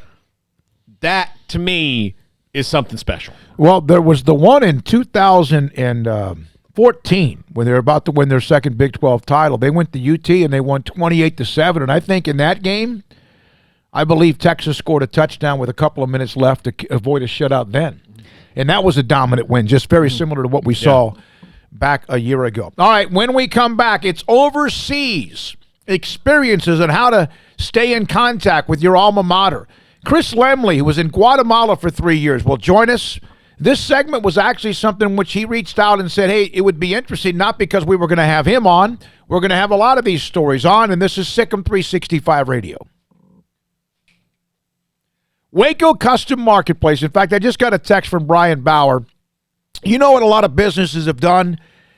They've thought outside the box. They have been proactive when you could not maybe do or be normal within your business. Waco Custom Marketplace started a drive-through. And you walk in the door grocery store, and it's got the butcher shop and the bakery and all the other things you could, Texas meats and treats and all the sweets. So they started their own drive-through, and it's worked. And I've been through it a couple of different times. You drive through the back, around the back, and then there's kind of a menu you can check of what you want, whether it's product, whether it's, again, I mentioned their butcher shop. It could be seafood, and of course, there's much more. Maybe a loaf of bread.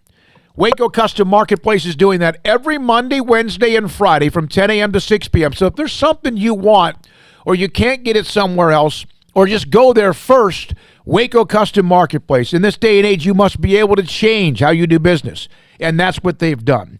Every Monday, Wednesday, and Friday, Waco Custom Marketplace, 10 until 6 is open. You can still order and enjoy from their great butcher shop and bakery, including a couple of things like even sliced ham or turkey or even American cheese. Fresh chicken breast or 3.5-pound whole chicken. You want ground beef? Yes. Steaks? Yes. Marinated beef and chicken fajita meat? Yes. Even fresh carrots, Idaho or red beef potatoes, white onions, white rice, flour tortillas, and so much more. So the great product, customer service, and tradition continues at Waco Custom Marketplace, the drive-thru, Monday, Wednesday, Fridays, 10 until 6, including right now. Waco Custom Marketplace, 425 Lake Air Drive in Waco. How did Edward Jones become one of the biggest financial service companies in the world? By not acting that way. Financial strategies, one-on-one advice, it's a big difference. And that's why Brad Wilson, your Edward Jones financial advisor, makes sense of investing. Experience the difference for yourself. Brad Wilson, 250 Sharon Drive in Woodway, 254-776-4337. Edward Jones, member SIPC. In this day and age, you must be able to change how you do business. Think outside the box to ensure that you service your customers. And at Waco Custom Marketplace, we've created our own drive-thru for your Monday, Wednesday, and Friday shopping needs, 10 a.m. to 6 p.m. So you can still order and enjoy from our great butcher shop and bakery, including 2 pounds of 8-ounce salmon fillets for $24.05, 2 pounds of 4-ounce catfish fillets for $4.90, sliced ham or turkey, American cheese and smoked sausage, fresh chicken breast, 3.5-pound whole chickens, sliced bacon, boneless pork chops, 80-20 ground beef, 4 pieces of sirloin steak or 4 pieces of ribeye steak from $19 to $35. Marinated beef or chicken fajita meat plus a loaf of bread. Fresh carrots and Idaho or red beef potatoes or white onions. Pinto beans and white rice, flour tortillas. So the great product, customer service, and tradition continues at Waco Custom Marketplace with a drive-thru only Monday, Wednesday, Friday, 10 a.m. to 6 p.m. Waco Custom Marketplace, 425 Lake Air Drive in Waco. This is Waco, and this is Boozer's Jewelers. When locals want luxurious jewelry and at a competitive price, they come here. This is Brad Boozer. He's the owner of Boozer's Jewelers. Boozer's is the premier wedding ring store. They specialize in loose diamonds and wedding rings. At Boozer's, they have 7 jewelry counters dedicated to wedding rings and diamonds only. They also specialize in heirloom jewelry, custom jewelry, watches, and much, much more. So what are you waiting for? Stop on in today and discover why the locals trust Boozer's for their jewelry.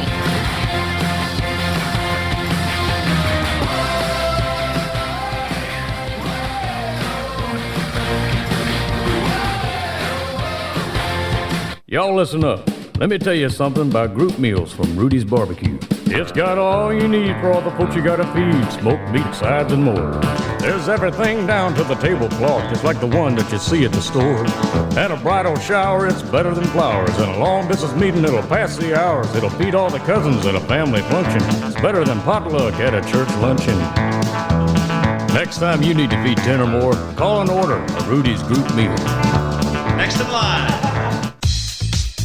Southwest Sports Medicine and Orthopedics, the team physician of Baylor Athletics. Our doctors specialize in the diagnosis and treatment of any and all sports-related injuries, celebrating over a decade of service in Central Texas. Our doctors are equipped to handle a wide range of issues, whether it's your foot or ankle, orthopedic spine care, your hand or wrist, knee and shoulder pain, or if you're in need of our arthritis or total joint clinic. Trust the doctors that Baylor trusts. Southwest Sports Medicine and Orthopedics. Our goal is to get you back in the game.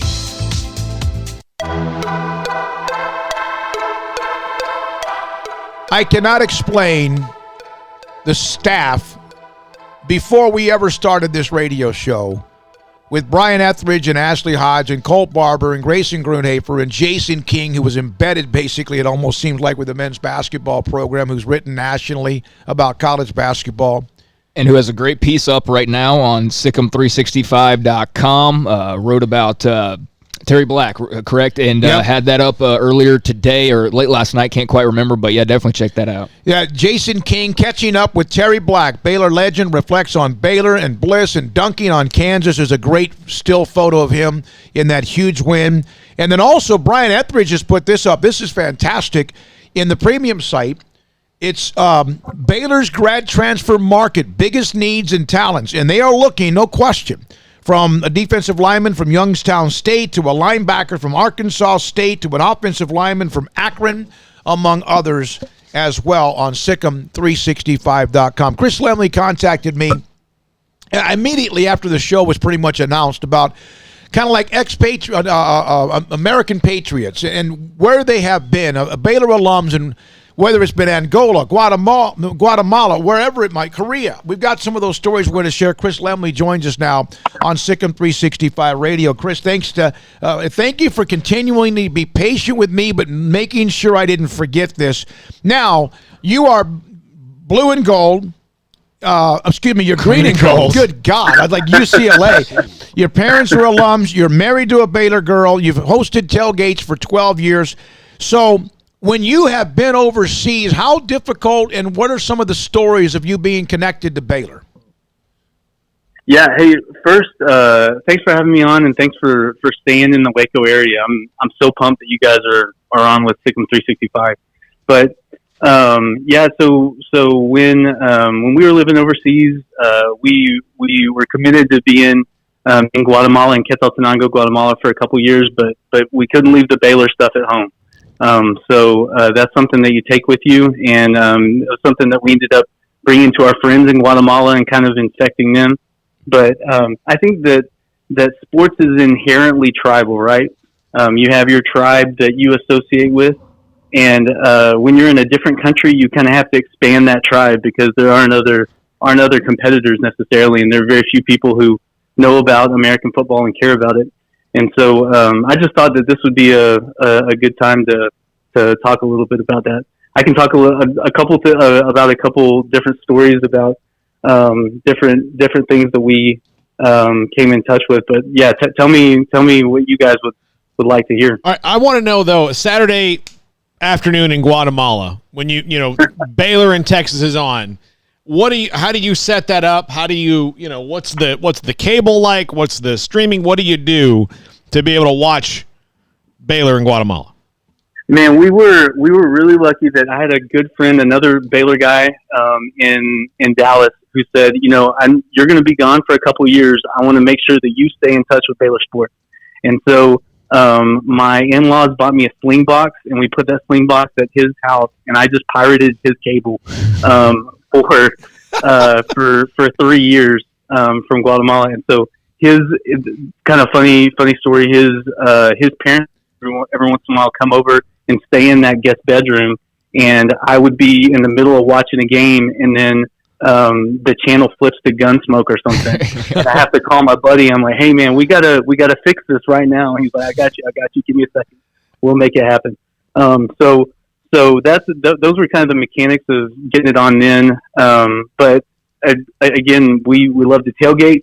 Tailgating is not a phenomenon in Guatemala, and so that was a good way to make friends. Was I built a smoker, and they still have cows, and so you can get a cow and get some brisket meat, and put it on there. And that was a revelation for a lot of Guatemalans, was having some smoked brisket for the first time.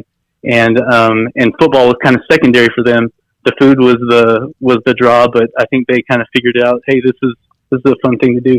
I'm just imagining Chris Callahan lining up for the game-winning kick against TCU, and all of a sudden the channel flips and there's Cowboys and Indians on TV. So he's lining up for that kick, and me and my wife are sitting in our apartment. We didn't do a party that day, and we were sitting in our apartment ready for this thing to happen because we were losing our minds. And that kick goes through, and we start jumping up and down. And Guatemala has fairly active tectonic activity still. And our neighbor came over and says, "Is there an earthquake?" And I said, "In Waco, Texas, baby. Oh, there's an earthquake right now."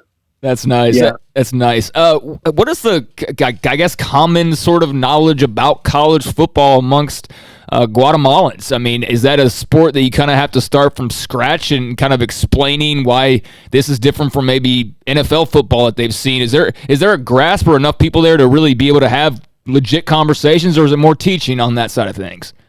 Yeah, absolutely not. No familiarity whatsoever. And college sports are not really a thing. Most places around the world, but certainly not in Guatemala. And so explaining to people that these guys they're like a step down from professional football players, but here's why it's still fun. Here's the culture around it. You kind of relate a lot of things to soccer because they kind of get that. And eventually, we ended up with some guys that I still stay in touch with, some friends from Guatemala who they became Baylor fans, and they blow up the WhatsApp during games and recruiting period, and they want to know. How did you get to the first game played at McLean Stadium from Guatemala? Well, so we were, I'm a teacher, and I was teaching at a school there, and so that's kind of the middle of the school year, and generally it is not a good thing for your teacher to leave in the middle of the year. But I made it clear to the director of my school that this was not to be missed. This was an event that was not to be missed, and so we drove 4 hours. We lived in kind of the highlands of Guatemala, up in the mountains. So it took about 4 hours to get from where we were to the airport, and then waited around at the airport a little bit, made our flight up to Dallas, drove down to Waco, and we were in Waco for the evening beforehand, a little tailgate beforehand. We were there for the game. As soon as the game was finished, we had to get back on our flight and head back, and we did the calculations afterward and determined that we were in Waco for less time than we were traveling during that experience. But we said, man, this is a new era in Baylor football, and we're not going to miss it. What was your class like that next day? So all of my kids kept on saying, but Mr. Lemmy, why are you going for one football game? Like this is completely unfamiliar to them. But eventually, I think that they kind of started to realize this is something that for a lot of Americans, but especially for me, really mattered. What has living around the world just taught you about people? We get into our own little boxes of being Americans or being English or whatever our boxes may be that we put ourselves into, but to get a scope of people globally and what people are like around the world, what's that been like, and how has that molded you as a person? Well, I think that college football is actually it's a good metaphor. It's a good analog for the kind of friendships that you end up building in an international setting. Because I think the vast majority of Baylor fans, we come from kind of different places in the state, around the world. We have different political views, religious views, all of this kind of stuff. But like, as long as there's a guy wearing a gold, well, not gold hats anymore, but green and gold, then we are for that guy, And I think that in international setting, a lot of times you have to struggle to make connections with people who don't share the same kind of culture and background as you do. But sports has always been something that I was able to relate to people from other countries with, and so I always, whatever country I've lived in, I've always tried to get into sports because that's something I can relate to, and it was fun to be able to bring that to my friends, especially in Guatemala, to be able to share that with them. Hey, this is something I love, and I think you guys would enjoy it too once you understand it. We'll hear from John Machota, the Athletic, on the Cowboys in a minute. Paul, I know we have to take a break. You in 2013, was this the Bryce Petty slip, Paul? In 2013, was that the one where he Oklahoma slipped? State. Oklahoma State. Yeah. If you could do this quickly, Chris, Yeah. tell the story of how you watched that game. So normally we were streaming things in the city where we live, but this was going to be a big game. This was going to be Baylor's first time on game day, and so we knew that this was one that we wanted to kind of make a bigger deal. So my wife and I reserved a spot in Antigua, which is the kind of nice touristy city a couple hours away, and we got on one of the Guatemalan buses. They call them chicken buses because a lot of people bring chickens. I happened to be sitting next to a goat on that bus ride, and so for 2 hours down to Antigua, I'm sitting next to a goat, and I'm thinking this better be worth it. We get to the hotel, and they said, "Hey, guess what? We've upgraded your room." And I said, "Yes, this thing is worth it." So we get it up to this room, and it's palatial, it's beautiful. But they had told us that they would have ESPN on. Baylor was going to be the game on, so we felt good about that. We get up there, and no cable, and so we're kind of in a panic, and we fly into this little cantina. They have a Sky Sports account, and so we're like, okay, all right, everything's working out, we're good. We order some beer, some food. We're thinking this is it. All of this time has led up to Baylor being propelled into the national title conversation, and unfortunately, it was not to be. Yeah, that was. We were at that game, and that was. You two were. I was at a flat tire on the side of the road. I know. I'm not going to let you forget I would rather have had the flat tire than the drive we made to Stillwater and back in the icy conditions. But we had just covered a midway playoff game. Hey, man, Chris, this is your idea, and we have plenty of others. We'll keep pumping that on the site, okay? SicEm365.com on the expatriates and what you guys have done, whether it's been medical or oil or, education, whatever, and in many other cases, just mission trips. Thanks for your time. We appreciate it.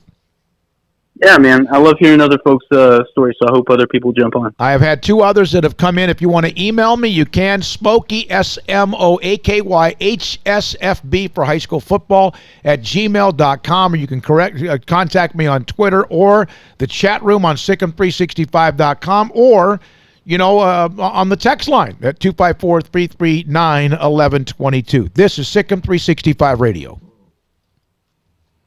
One size fits all. That may be all right for an adjustable belt or cheap sunglasses, but when it comes to your financial needs, no one wants a one-size-fits-all strategy. Ben Erlinson, your Edward Jones financial advisor, knows that his most important goals are yours. That's why he takes the time to understand your needs, knowing you. That's how Edward Jones makes sense of investing. Ben Erlinson, 100 North 6th Street in Waco, 254-759-8533. Edward Jones, member SIPC. Ideal MRI is a small family business right here in Central Texas. We are open to support our community through this crisis. When you need an MRI, ask your doctor for an Ideal MRI. Visit us at idealmri.com or call us at 833-IDEAL-MRI. I hate my job, but I don't mind getting up in the morning. I dread each day, but I can't wait to get out of bed. You ask me why, and what I'll say to you is true. Well, you can get breakfast tacos at Rudy's Barbecue. Scrambled eggs and brisket, they ain't fooling around. Salsa drap, son, they're the best in town. Barbecue for breakfast, yes, it's true. Put a smile on your morning at Rudy's Barbecue. Next in line. Waco, Texas, our city of remarkable growth and opportunity with an even brighter future ahead. What makes it all work is our people, living, working, and growing together. And we're proud to be from here, helping and serving the community we call home. We are the First National Bank of Central Texas, taking great pride in being locally owned and operated. Come see us at any of our 5 convenient locations. That's the First National Bank of Central Texas, member FDIC, and equal housing lender. Riverbend Liquor and Wine has their easy-to-access drive-thru open and convenient and clean in-store location on the corner of Lakeshore Drive and North 19th Street in Waco. Riverbend Liquor has the best and most extensive variety of craft beer selections in Waco, with Crown Royal Peach in stock right now and Balcones Whiskey, including single malt, pot still, baby blue, French oak, rye, and brimstone. Riverbend Liquor and Wine, family-owned and operated, in a hidden gem in Waco on Lakeshore Drive at 19th Street. And find out more on Facebook and Instagram.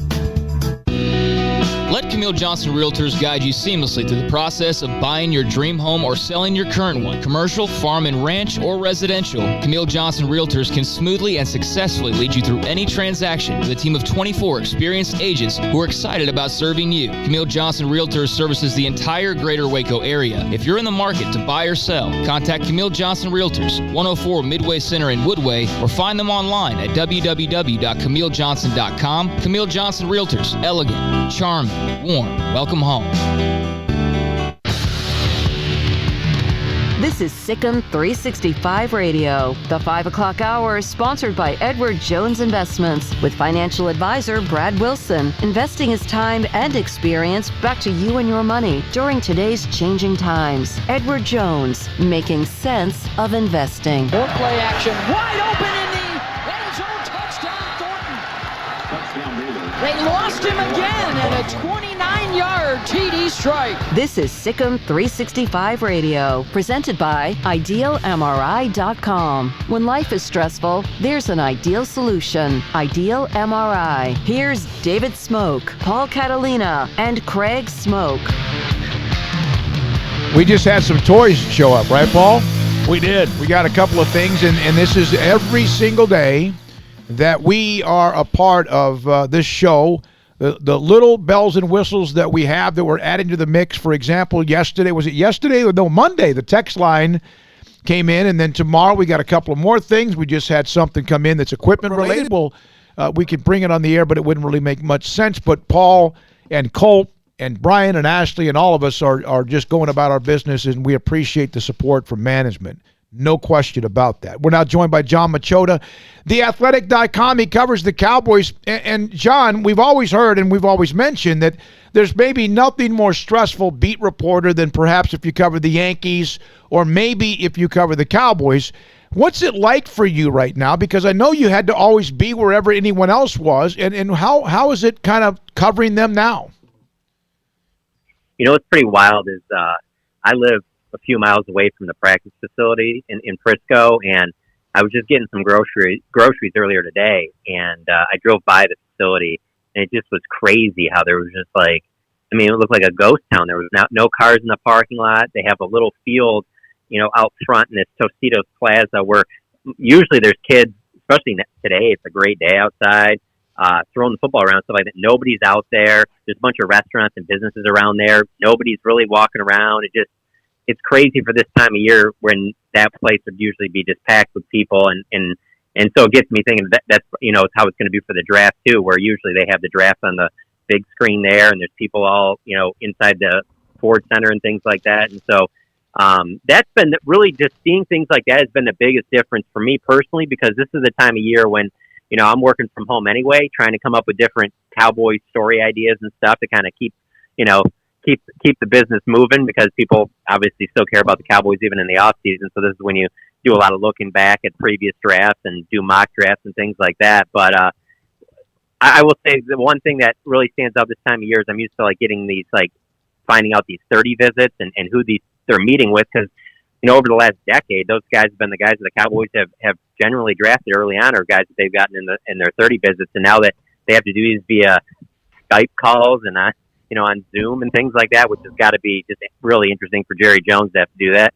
And they don't get as many visits. So it's harder to kind of read, I would say, the tea leaves of where teams are going and where they could potentially go than maybe in previous years, heading in with the draft only a couple weeks away.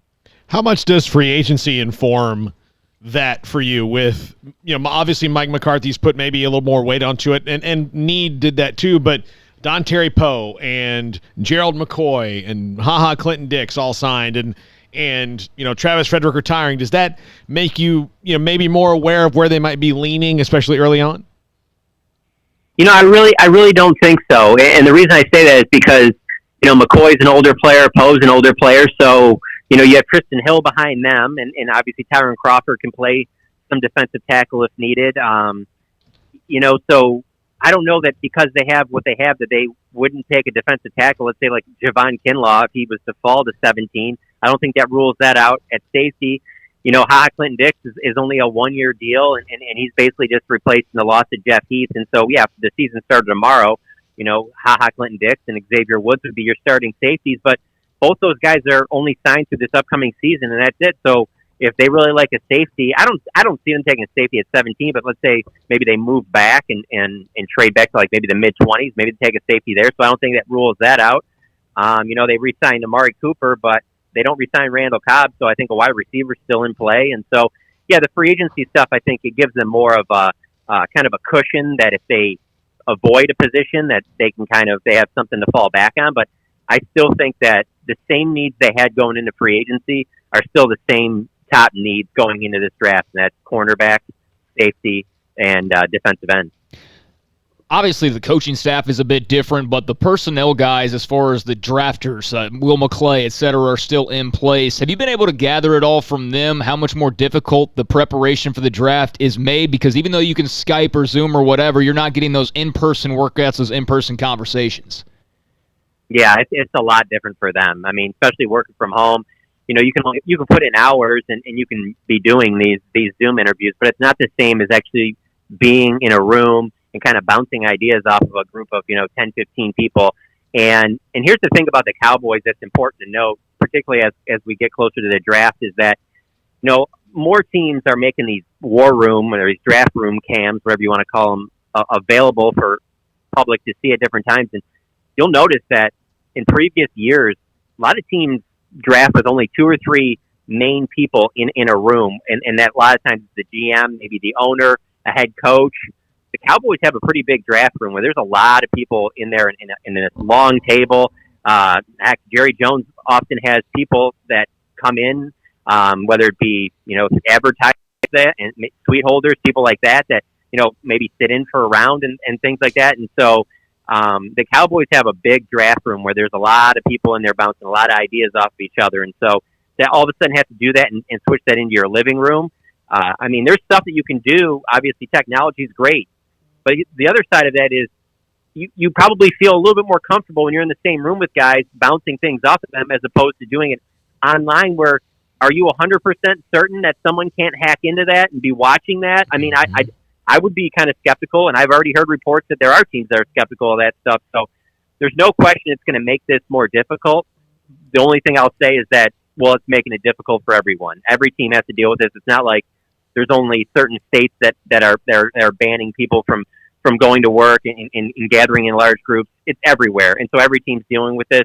And so while it's going to be a little bit more wild than previous years, it's kind of the same playing field for everyone.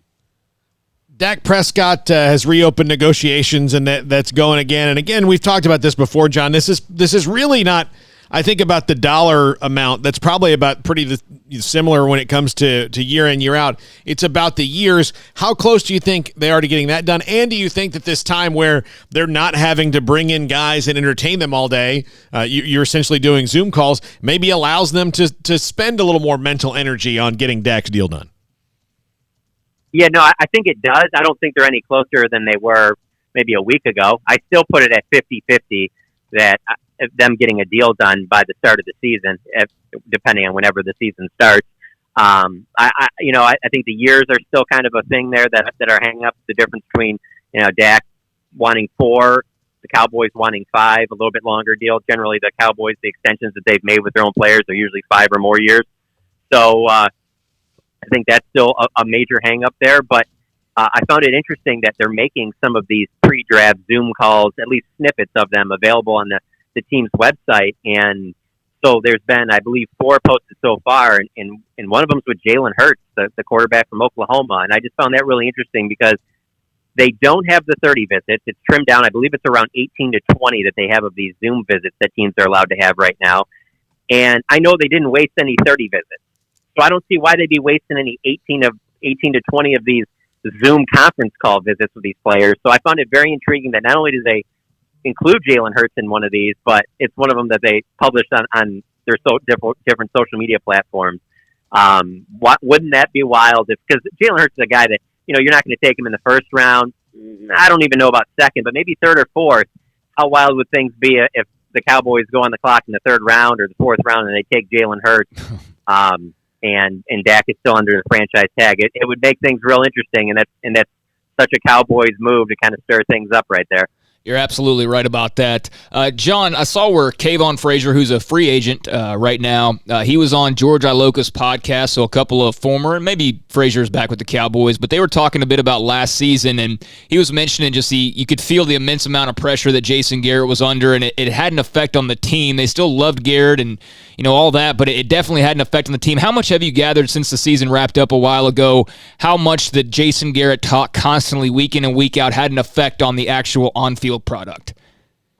This is only the second time I'm hearing about this. I haven't got a chance to listen to that podcast yet. That's really interesting to me, hearing about that, because I didn't really get a feel for that at all. Like, watching them down the stretch, I didn't feel like they were playing tight or they were playing like, our coach's job is on the line. And I just thought that they just played bad football down the stretch against teams that they should have beaten, and just in situations they should have just played better. Obviously, at Philadelphia is the number one game for me there. So, while I can see that being a factor, I don't know if that's just the only thing. I think that I just think that the kind of, with that entire coaching staff, it kind of ran its course, and it was kind of getting dull, and you could just get the feeling throughout at least the second half of that season that it was going towards a point where, Jerry Jones is going on the radio and talking about Jason Garrett's job, because he doesn't turn down any questions. So as long as he's asked about it, he'll keep commenting on it.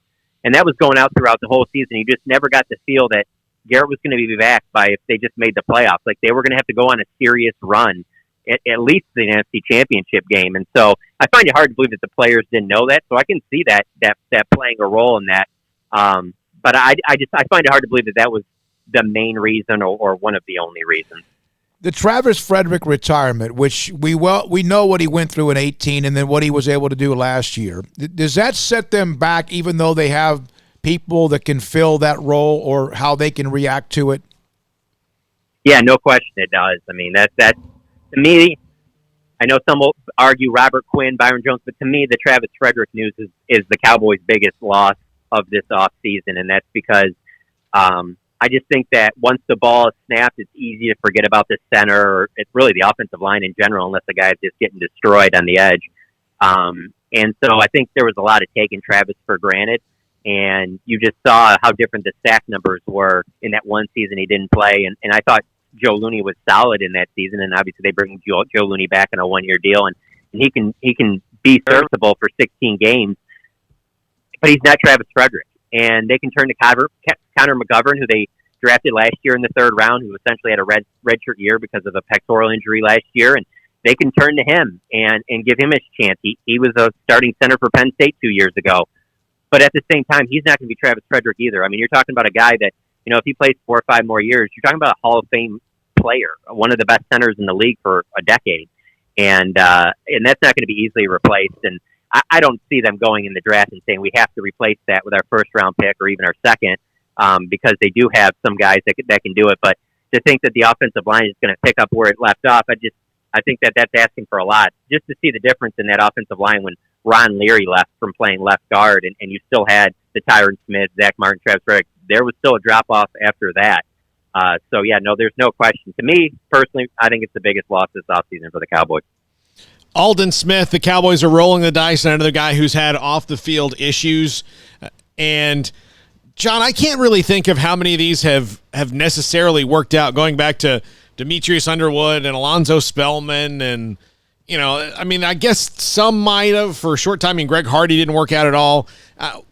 This is low risk, high reward, but where do you see this ending up for Alden Smith and the Cowboys?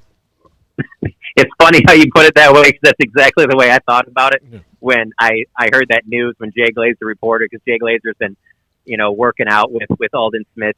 Alden's been in Jay's Unbreakable program out in California, training with him. And so when I saw that news, that's one of the first things I thought of. I was like, all right, how many of these have actually worked out? And so for me, being here since 2000 and ended 2010, so covering the Cowboys since the 2011 season, the only one that really jumps out to me is in 2014. I thought that Rolando McClain really stepped up, especially when you go into, I believe it was OTAs when Sean Lee tore up his knee and was out for the season, and Sean Lee was playing some of his best football, and you thought that he was going to be, should have been a Pro Bowl, all-pro linebacker that season, and Rolando McClain stepped in, and I didn't really think you'd get much out of him because he hadn't been playing football for a while.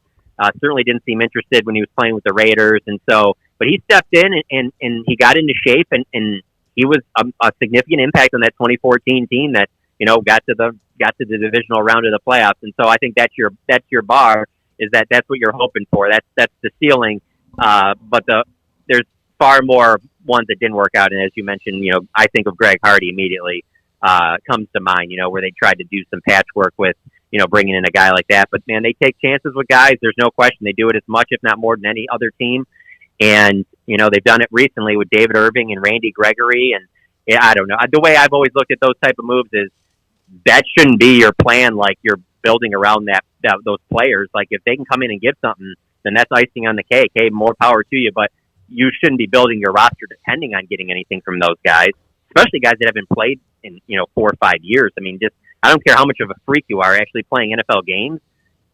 If they get anything from Aldon Smith, it's a great deal for them, but they didn't invest much in it. So really the only hit they'll take is on the public opinion. And, Jerry Jones doesn't care about that. No, he doesn't. And that's who he's going to always be. He's got, I don't know if he's compassionate or, he sees lightning in the bottle, and sometimes it works. Speaking of Randy Gregory, because of the new collective bargaining agreement, I know he still has to, I guess, be reinstated. Would you put him on the depth chart? Yeah, I would really, they know more probably inside the star, or where they're at their homes right now on Zoom interviews, but they know more, I would say, probably than I do. The only thing I know is that he has applied for reinstatement. Now, that's a huge process that you still have to go through after obviously being suspended indefinitely. So he's kind of in the same category for me as Aldon Smith. Like, I don't think that you can count on that. Like, I don't think you can go in this draft saying, yeah, we lost Robert Quinn, but we should get something out of Gregory or Aldon Smith to kind of make up for it. So we should be okay there. Like, I look at that as, I mean, maybe you work a trade with another team, but they just need so much help still in that pass rush. I just don't see how you can count on either of those guys right now. And like I said, if you get anything from them, well, that's great. But Randy Gregory he was a second-round pick in 2015. He's a first-round talent, and I think he has 7 career sacks. I mean, that guy should be a guy that should have 7 sacks in a season. Mm-hmm. And so if you can get him to play if you tell me either one of those guys plays 16 games for the Cowboys, then I think that they're going to be in pretty good shape with their pass rush. But I just don't think you can count on either one. John, thank you, man. Great to hear from you. Great to hear your voice, and great to have you on our show. Thank you. Hey, thanks for having me. I appreciate it. John Machota, theathletic.com, covers the Cowboys. He is one of what will be many analysts who cover the NFL, cover the Cowboys, who will be joining us on a weekly basis. By the way, tomorrow at 4:30, Mickey Spagnola from DallasCowboys.com, and a couple of others that we add to the mix as well. Paul, you were going to get a hold of our good friend David Hellman. Yes, he can also inform us on Dave Aranda a little bit. Yeah, no, since he's been obsessed with him for a couple years. I had somebody in the SicEm365.com chat room, which we're trying to get more people to flock to as we do these shows live as a way to kind of have a conversation as the show goes along, although there's a lot of different platforms. I mean, still have people, kind of wondering where we are or how do you get to it or whatever. We're pretty much everywhere you can be almost at this point, and will be here in the next few days, I would think, on every platform imaginable. But I did have a few more comments on the OU game from a few years ago and things like that. So I just wanted to mention that once again for folks who don't know about the chat room, to go check out the chat room if you do get a opportunity to do so. Yeah, and part of this first week is also finding out what we can and can't do. Yes. And with the streams in the first part of this show, I'll just say we're continuing to work on TuneIn. We have good news and bad news on that. You can get our podcast on TuneIn. You can, if you're a TuneIn fan, which means that it's Alexa-enabled, you can have them play the podcast. Like if you wanted to listen to the full show, our live stream is not to TuneIn yet, and that is a hill I will continue to climb. But they're a tough nut to crack. That's the first loss, Craig. We just took our first L. Yeah, our first loss. Our first L. So I feel like Charlie Waters in 1974 didn't make the playoffs. Yeah, 13 out of 14 years, or 11, or whatever it was. Man, it's been fun today. I hope everyone's enjoyed it. John Daniels, Joe Wickline, Charlie Waters, and we have a lot more to get to. In fact, here's what I want to do. Pretty wide open the rest of the way. Mm-hmm. We're going to do this on the chat room. Craig, I'll let you monitor that. Paul, you monitor the text line, brought to you by Riverbend Liquor and Wine. At 254-339-1122. There you go. We're going to take one from the text line, and we're going to take one topic from the chat room. And whoever we pick, I will send a free Fuddruckers gift certificate for a free burger to Fuddruckers. Now, I don't know how I saw they had a tent out in front on Valley Mills, and they were doing, like, I think, walk-up order, or, whatever. Drive up, yeah. Drive up and pick up. So we're going to do that. If you win, we'll be back in touch with you so we can get your address and send it to you. Also, our great friend Mike Dent at what might be as good a sports bar as you can find in Central Texas. Wings, pizza, and things in Central Temple. Texas. Maybe America. I mean, there's not many it's sports, and we go all over the place. Wherever we go on the road, we're going to find a sports bar because we've got to find some place to watch games. We thought we'd stumbled onto a good one in New Orleans thinking it was good. It wasn't. It was, and so it's hard. We're very critical, and I'll tell you. In this area, and I did get a nice note from Randy Crooked, Salty Dog, who was wishing us the best of luck. And, of course, I all of those things are shut down right now. But Wings, Pizza, and Things in Temple with Mike Dent. He is going to be a part of this show in a way, and that's great because he's a great sports fan, and he's obviously trying to figure out what he's doing on an everyday basis. I still don't know if I've ever had any wings, hot wings, bigger than the ones that he has. It's like they come from the whole chicken, not just wings that are at a hot wing place. Well, the wings are definitely not lacking in meat like some places you might go to. The ranch dressing is fantastic, and that's not something. Yeah, and that's not something everybody always nails either. Yeah. But they nail the house ranch dressing, and right now it's not a time to check out the interior. But man, when the time does return, that place is going to be packed and hopping. That's one of the best sports bars around, not just in Central Texas, no doubt. Yeah, that's one of the things I can't wait for is to just go and watch a game with people either in a stadium or in a sports bar again. Yeah, it's going to be nice whenever that is. That would be nice. Okay, so light it up, 254-339-1122 in the Riverbend Liquor, Beer, and Wine text line, and also in the chat room on SicEm365.com. A topic that you have not heard us discuss or one you want us to. And if we pick yours, I'm going to send you a free gift certificate to Fuddruckers. Thanks to Mickey Rogers and the great folks there. Paul Catalina, Craig Smoak. I'm David Smoak. SicEm365 Radio.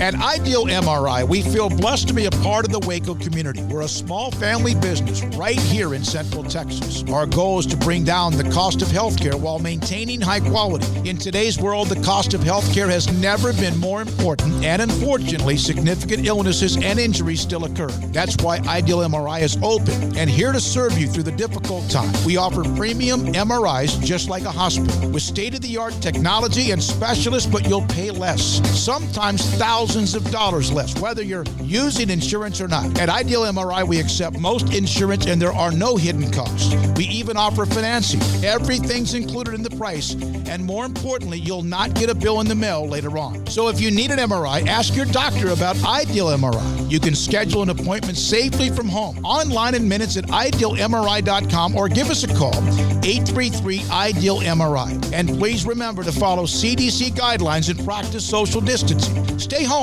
except for the essentials, and be safe, and together we'll get through this at idealmri.com. It takes time to reach goals. It's a truth that applies to more than sports. It goes for your financial goals as well. You work hard for your money, and you deserve an investment strategy that lines up with your game plan. And Tom Albers, your Edward Jones financial advisor, can help. If your financial investments aren't putting forth the effort you desire, stop by today for a financial review. Tom Albers, 4301 Lakeshore Drive, 254-776-7605. Edward Jones, member SIPC. Hey, this is Bryce Petty, former starting quarterback and two-time Big 12 champion, and I know firsthand the importance of being in top shape both on and off the field. So listen up, men. If you're feeling beat down day in and day out and looking for that high-performance edge that separates the men from the boys, then look no further than the Petty Clinic Low T in Waco. Petty Clinic is a comprehensive men's healthcare clinic with an atmosphere catering to men. Board-certified Dr. Kent Petty has a special interest in offering the highest quality medical care to men of all ages. Some of the services offered include screening and treatment for low testosterone or thyroid, infertility, high blood pressure, diabetes, high cholesterol, sleep apnea, while offering comprehensive wellness exams and complete men's health lab panels. High performance men, remember, it's not just a Petty thing. This is Bryce Petty, encouraging you to reach out and Google search Petty Clinic Low T or go to pettycliniclowt.com and get your complimentary lab screening today. Our communities are facing unprecedented times. At Boozer's Jewelers, we care about you and your family. If you're like me, your home has unwanted or unused jewelry lying around. They can have value, and that means we can turn that jewelry into instant cash. This is a great way to get the most value from your unwanted jewelry. At Boozer's Jewelers, we buy all kinds of unused jewelry. So give us a call and let us give you peace of mind and cash for your unwanted or unused jewelry. We are facing some unique challenges at this time. We want to do our part to support not only our community, but our medical providers who are really overtasked right now. Governor Greg Abbott has required dental offices to postpone all elective dental procedures, but still be available for dental emergencies. At this time, dental emergencies are those that are defined as something that would make somebody consider going to the emergency room for treatment. We're offering to see you at our office Tuesday, Wednesday, and Thursday from 8 to noon, and we will waive all fees. We're doing this to support the community and support the medical system. This will allow the overtasked medical community to focus on the truly needy at this time. In the midst of what seems to be so much gloomy news, we want to send a positive signal of our faith in our community and in each other. We're all in this together. We're all in this together. We are all in this together. We're all in this together. We are all in this together. We're all in this together. We're all in this together. We are all in this together. We're all in this together. We're all in this together. We're all in this together. We're all in this together. We're all in this together. We are all in this together. We're all in this together. We're all in this together. We're all in this together. Thank you and God bless.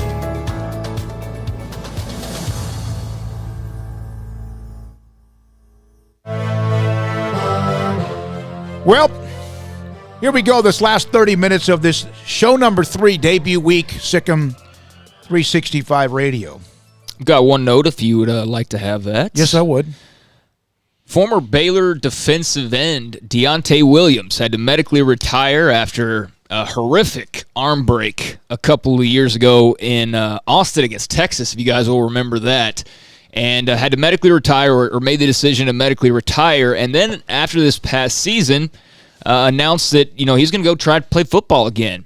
But it wasn't going to be at Baylor. He was going to look to transfer somewhere.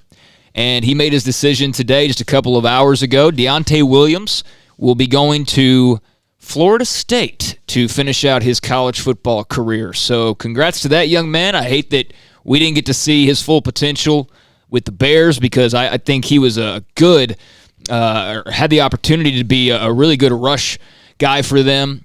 But, that horrific arm break, I think we all remember very well versus UT. So he's going to go play at Florida State. So congratulations to him. I have a statement from him. Okay. Did you see this? This is from Deontay Williams.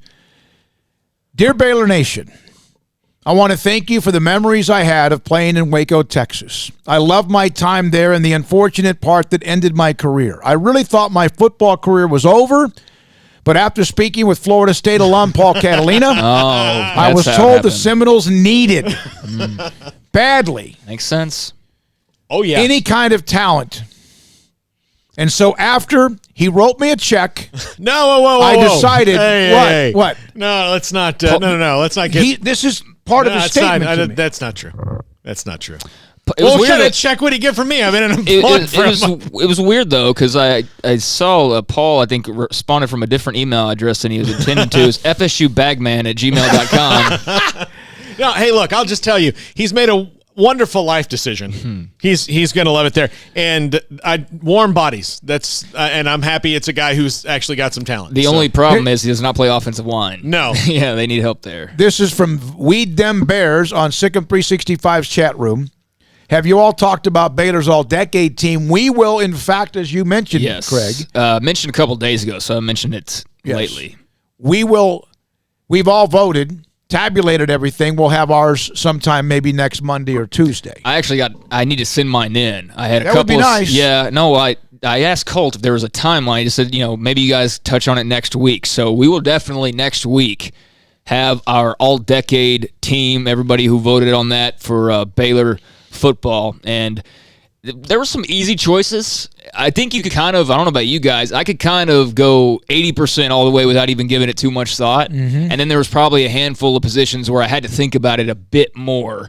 And one position in particular that I really had to think on, and that was actually the defensive end position. Because you might say Sean Oakman and James Lynch, but that's not how I went about doing it. I actually had Lynch inside, along with Andrew Billings. Yeah. And it was hard because I know Bravion Roy had such a fantastic last year, but if you're talking about a full career. And then I had on the outside, I believe it was KJ Smith.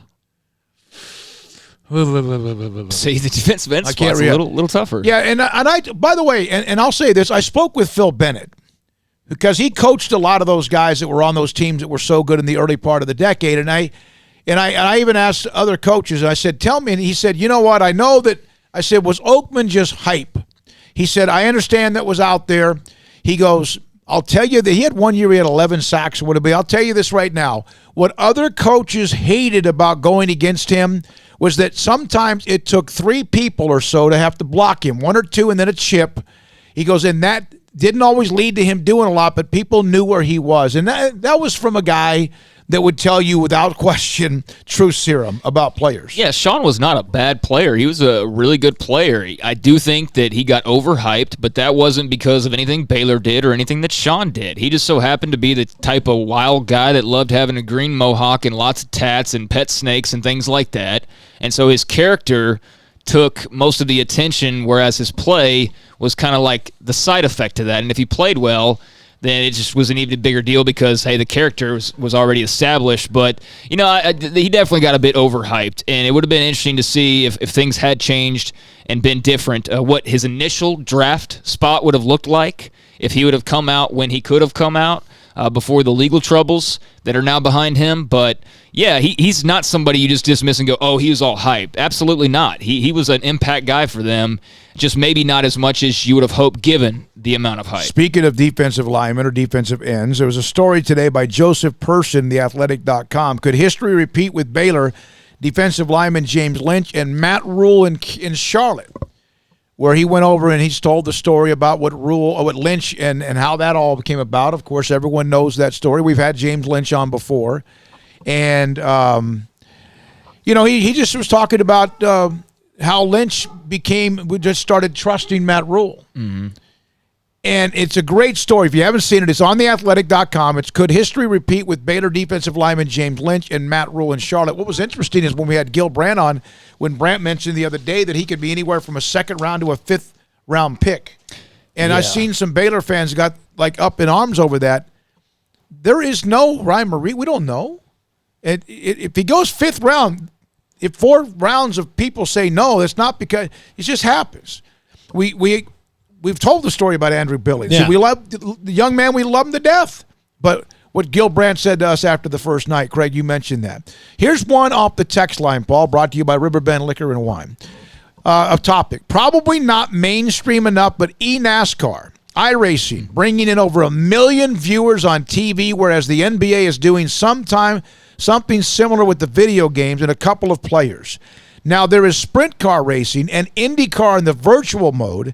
Do you think the time is arriving for those type of media platforms? Chris, trimming tree limbs in my backyard and trying not to die. Thank you, Chris. I do think that's gonna be something that we see more, and the league's gonna have to try to make money off their TV contract or to fulfill some of those things, and obviously ESPN and these things will want to do it, but. If you had a television, because esports are a big deal. Oh, yeah. Esports are a big deal. The NBA is really invested in esports, and they have esports teams that they sponsor and all that. I would not be surprised to see, even if it was, okay, you have some elite esports athletes, or you have, you just have a tournament of of some of your better your video game playing guys in the NBA having an NBA 2K tournament and watching these guys online. Believe me, for whatever reason, watching people play video games, there's a huge viewership market for that. Yeah, there is. Twitch and I'm blanking on the other platform that just launched recently, but a lot of those top streamers, I mean, those guys are millionaires, and they have thousands and thousands of people who follow them and donate constantly to their streams and to what they do. It's an amazing world that they have jumped into, and it just makes sense with what we have to do as far as spacing and being together and all that. I mean, what better than just launching a video game and you still have all the people you be playing with in your living room, but they're just where they are in their own living rooms. And I'll tell you that NBA 2K Players Tournament has seemingly been pretty successful. You had Kevin Durant live streaming and other guys, but the NASCAR one dwarfed it. It was like 1 million plus people that tune into the NASCAR. Shows you how big that fan base is. But I would expect a lot of other leagues to follow suit. Once Madden 21 launches after the draft, wouldn't you, especially if they're going to have any kind of delay, wouldn't you like to see, especially some of the guys that have bigger personalities like Von Miller or, I'm trying to... like Richard Sherman on the Richard sticks. Sherman. Guys playing Madden against each other, or then maybe you can, play in a tournament. A fan can play in a tournament against them. It's something to engage the people, so I wouldn't be surprised to see more and more that, the NASCAR thing just completely dominated that. You guys, the amount of options now that people can hear us, contact us, is for someone like me. I'm telling you right now, I'm trying to keep up with it. It's overwhelming. I'm trying to keep up with it, and I'm a bit more advanced on that than you are as far as keeping up with the various platforms. But and then to talk about all these other ways, it can absolutely, for someone like me. And I don't think I'm that old school, but it could absolutely it could overwhelm me. I'll tell you what, we'll make a list, Paul and I, of like the 10 different ways that people can get a hold of us, and you can just have that in front of you too. I do have one more note though. I do want to pass along a couple actually on that topic. We were speaking of NBA players and these other leagues that are trying to basically entertain themselves and their fan bases since they can't be in arenas and stadiums. This was out a few days ago, but now it's coming closer to being official. The NBA and ESPN planning to televise a horse competition that is close to being done. Among those expected to participate will be Chris Paul, Trae Young, and Zach LaVine. The competition will also include a couple of WNBA players and a recent NBA alumni. So I guess they'll get probably Sabrina Ionescu. I mean, she's runs the world. I'm kind of over her already. I am. Yeah. I'm really over her. I really am. Who I think would be pretty good in horse would be Odyssey Sims. Yeah. Yep. Yeah. Who's really good in horse? Or at least he was good at the 3-point competitions. Bill Laimbeer was really good at those All-Star Game 3-point competitions, so maybe he'll get involved in this or someone along those lines. Didn't he coach the WNBA? Yeah. He's coached about 3-4 WNBA teams. Yeah, I would like to see a an old school, if you're going to do this, give me an old school one where you've got Dan Marley, Big Shot Bob, Robert Horry. Well, it's basically like their halftime skills Dan competition. Marley's got a great sports bar restaurant in Phoenix. Really nice. Yeah, downtown. One more note. This is from the NFL, minor signing, but it's Big 12 related. Patrick Mahomes is going to have an old Texas Tech Red Raider with him. DeAndre Washington has agreed to a one-year deal with the Kansas City Chiefs. He's a little you just couldn't get a hold of him. Yeah. Couldn't get a hold of him. More of a return guy than anything. So people can, our listeners can listen to us online at SicEm365. You go to SicEm365.com, you can go to the link online. We have the text line. We have the chat room. We have Twitter. Yeah. We have our own cell phones. We have what is Periscope? So Periscope is you can broadcast live video, which I saw Colt put something. Did I see that up? So yeah, little bubbles in the air. We can watch it again. So if you miss anything, or what are you going to watch? Or we have listen back to the show. Listen back to the show. So Colt Barber in the graphics. Oh, yeah, it's been great. Holy my goodness! Yeah, he's got to send me reminders sometimes for me to change them, and that's good because he works really hard on them.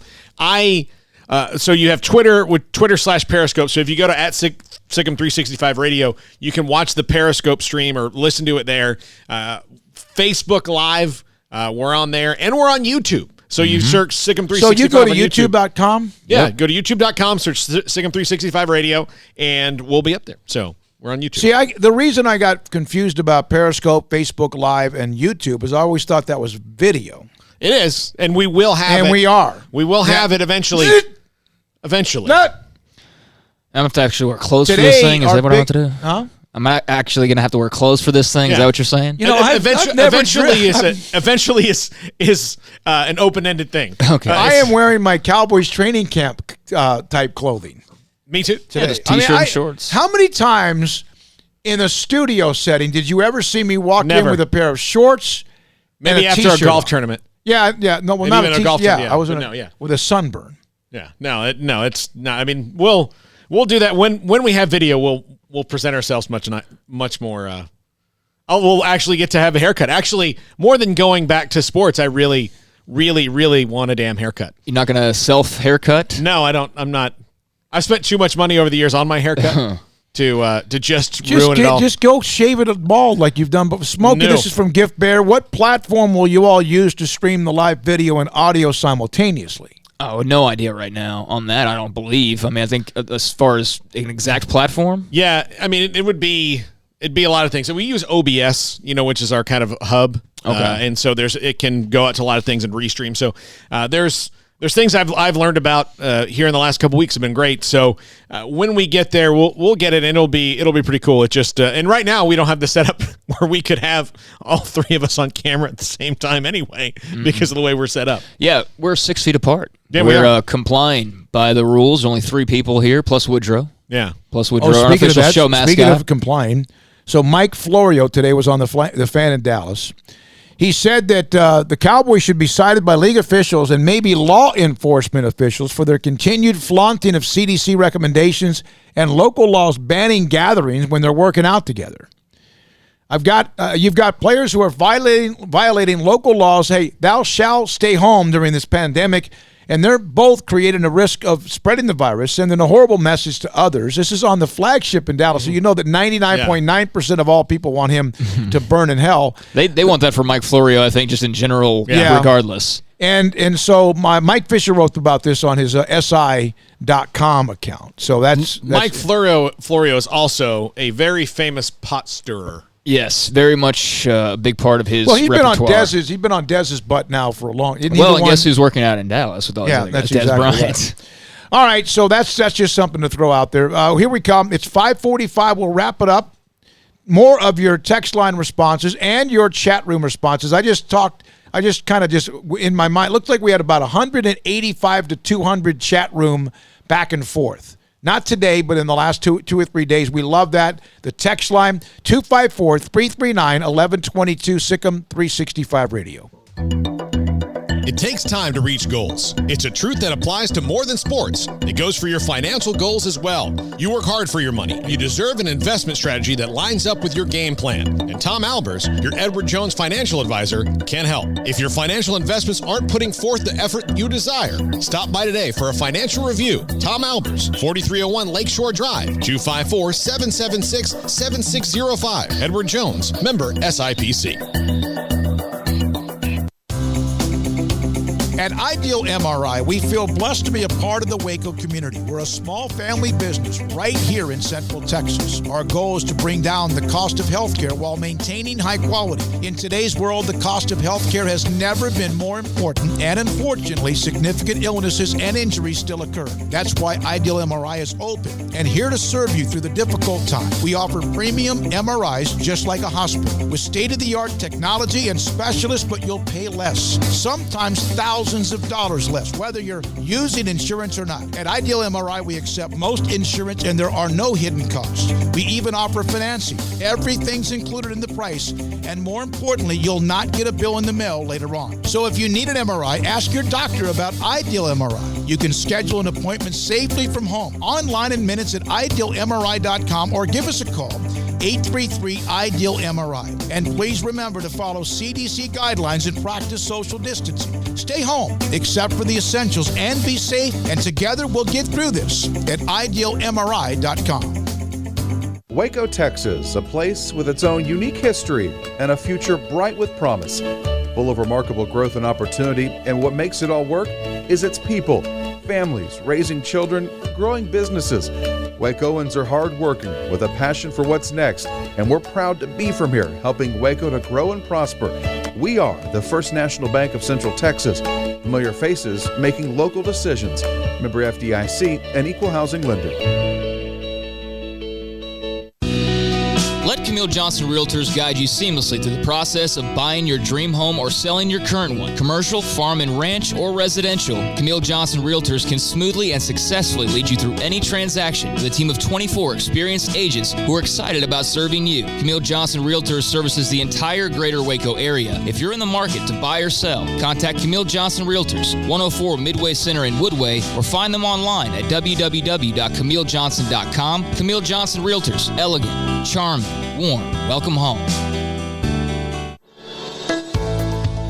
We are facing some unique challenges at this time. We want to do our part to support not only our community, but our medical providers who are really overtasked right now. Governor Greg Abbott has required dental offices to postpone all elective dental procedures, but still be available for dental emergencies.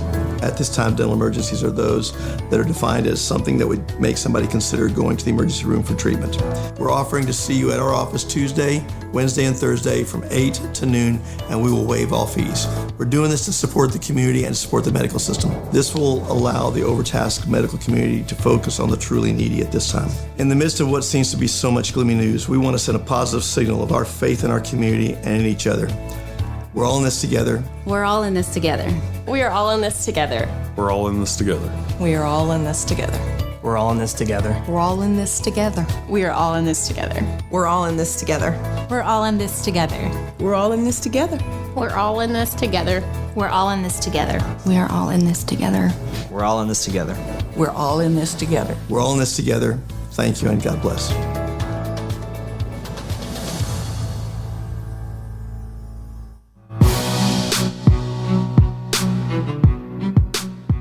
Mentioned this earlier on the SicEm365 premium content. You don't have to have premium content to listen to this show, and if you're listening online, then you know that. That is something that comes with just being on the site. But there is premium content and a lot of things. Craig's a part of some of that. Grayson, Jason King, Brian, Ashley, and others. But the one about the Baylor grad transfer market with Brian Etheridge that was published today, defensive lineman Justice Reed out of Youngstown State. Is it premium? Is it? If it's premium, I don't know that you want to pass it along because it's premium information. So that's why you should sign up for the premium side of things on SicEm365.com. Hey, my mom... Thank God there's younger people in this room. My mom signed up. Awesome. She did. And the article about Terry Black. Yeah, she signed up for premium, so... She did? Yeah, well, you know, she's become... She went to Texas Women's University, and so obviously they don't have a lot of sports. So she was an Aggie fan, and she still is an Aggie fan because she was married to one for a long, long time. And she cheers for Florida State because a lot of her money went there. And, you know, she wants me to be happy. But she's lived here for so long now, 20 years in Waco, that she's a huge Baylor men's and women's basketball fan and football. So she's a season ticket holder now. So she might as well get in. I hope she gets in. I hope my mom becomes a very, angry message board person. Yeah, that's ultimately what people fall into. I don't think she'd be that person, but nah. The question I asked earlier in the show about who made the finalist, who do you think won in the semifinals between Aikman and Staubach, Bob Lilly and Emmett Smith? A lot of the responses we had would have been Staubach and Emmett. It was Bob Lilly and Staubach. I tell you what hurts Emmett. He left. The Cardinals. And even though they let, basically, but as good as he was, or many others that were in here, and there's some names in there that made the 64-team field or 64-name field that made no sense. George Andre, of course, who we had on, and then also his daughter-in-law about what he went through with the concussions and all that in the fight against the NFL. And then Aikman, as good as Aikman was, and his credentials as good as anybody that's ever played with the Cowboys, Staubach was who he ran into in the semis. So it's Bob Lilly and Roger Staubach. That's the Dallas Morning News Mr. Cowboys bracket. And that doesn't surprise me at all. This is an email that we received. We got a couple more things too. This is from a listener about who had been listening to all we did on the radio. And this is what he said. He was in the late 1980s laid off of a local television station that I once worked at. I was shocked and devastated. It took me years to recover. I still am in some ways. My career in TV floundered. I made a career change. What I've been doing for the last 27 years is exactly what I need to be doing. I absolutely love what I do, enjoy going to work every single day, and that's to say, just as you have said this week, when one door closes, another door opens. Yeah, I'm just still thrilled it opened as fast as it did. Very true. But yeah, it happened really fast. And it's kind of funny how things work out when you hear, I knew that Colt and Ashley and Brian had wanted to do something similar to what some other sites were doing, like TexAgs and having a radio arm. But, for us to be available and then for them to want to do it right now was just so kismet, and it's awesome, and super excited that it worked out the way it did. Thank you to the Greg Andrusik, who sent me an amazing note today on Twitter. Thank you on that. Appreciate it. Yeah, I had a lot of people reach out, and I know there's still a lot of people that haven't listened or whatever, and we encourage you to, I guess you're not hearing this right now, so it doesn't matter, but we encourage everybody that can to tune in every day. We're going to bring as good of a product as we possibly can, and we've had some really good guests so far, and I mean, think about this, too. We're working without what we should be talking about right now, which is spring football, and, the meat of what SicEm365 and what we were covering previously that other place. So, I mean, it's only going to get more fun, and when we, get some of those things that we love so much back, it's going to be a lot of fun to take that ball and run with it. Tonight, Jay Zeller will be recommended by Robinson ISD as their new athletic director at a school board meeting. He has been the assistant AD at Grapevine Colleyville ISD. We had a little note about that earlier today. I put that up on my Twitter feed about, 12 or so. He's been at Jacksonville, Kennedale, Lampasas, and Mansfield. He's the AD now. He'll be, they got to approve him tonight at Robinson, and then he'll turn around and hire a football coach probably, you would think, by the time they have the next school board meeting April 20th, but I'm not sure there's much of a hurry because we don't know much of what's going on. So that's going on tonight with local high school football, or local high school athletics. So there's actually something involved in sports that isn't in a hurry to make a decision on something 5 months away, 4 months away, right this second. I completely agree. Like, I know that there's going to be things that have changed and all that. I just think it's good to, okay, we'll put a date here and we'll reassess. That way you're not just shutting the door on things. Just let's see what happens. And you never know. I mean, crazy things happen. And so clearly we're going through it right now, right? So all right, Paul Catalina, great stuff. I got, and this is for you and Colt, because especially what you set up here at our temporary studio is that the sound that everyone's hearing. I know there's a little issue with some of you when it comes to some of our guests because of a volume issue, and that's not stereo, but not many have said that, but we want to bring it up that we hear you. We're trying to figure that out. But that the audio of what we are doing every day is better than what they heard before. And I can't hear it because I'm not listening to us, but we appreciate that. You don't understand the amount of work that Paul's put into this, who was an engineer before, but just never got paid for it. I'm not a professional engineer, but I could be a ranking amateur. I'd be like one of the guys that got to play at the U.S. Open. I mean, I'd hit, 25 over par, but they'd let me in. Yeah. We're wrapping up show 3, so there's still some kinks to be worked out. And look, we just got windscreens like an hour ago for our microphones. So. Every once in a while, you might have heard a pop. Yeah. Well, now we have this, what we needed, and we got it. And we're now already, that's another little check off the list, and we have many more. We love you for listening, and we appreciate everyone who has, and all those of you who reached out in all the various ways you can. For Paul Catalina and for Craig Smoak, I'm David Smoak. Thanks to our guests today, Charlie Waters, Chris Lemley, Kirk Wakefield, John Daniels of the Rangers, Joe Wickline, offensive line coach at Baylor, and John Machota of the Athletic. And tomorrow, when I go home later on, the show is set, and it's going to be amazing again for you, and we'll have fun with it, broadcasting to you. I'm David Smoak. For everyone I've mentioned, thank you for listening whenever you do. Our sponsors, thank you so much, and good night. Dr. Kent Petty wants you to be the highest performance man you want to be. Sluggish or lack energy? Do you suffer from low sex drive? Petty Clinic Low T offers discounted comprehensive lab work to check on your various levels that make a difference. Petty Clinic Low T offers replacement therapy for testosterone and growth hormones, weight management therapy, nutritional advice. Not only time for you to be the man that you want to be, with higher energy, stamina, improved sex drive, but also the healthiest and high-performance man. PettyClinicLowT.com, PettyClinicLowT.com. Dr. Kent Petty and his staff, Old Hewitt Road, just off the Access Road, east of 84 in Woodway, PettyClinicLowT.com. How did Edward Jones become one of the biggest financial service companies in the world? By not acting that way. Financial strategies, one-on-one advice, it's a big difference. And that's why Brad Wilson, your Edward Jones financial advisor, makes sense of investing. Experience the difference for yourself. Brad Wilson, 250 Sharon Drive in Woodway, 254-776-4337. Edward Jones, member SIPC.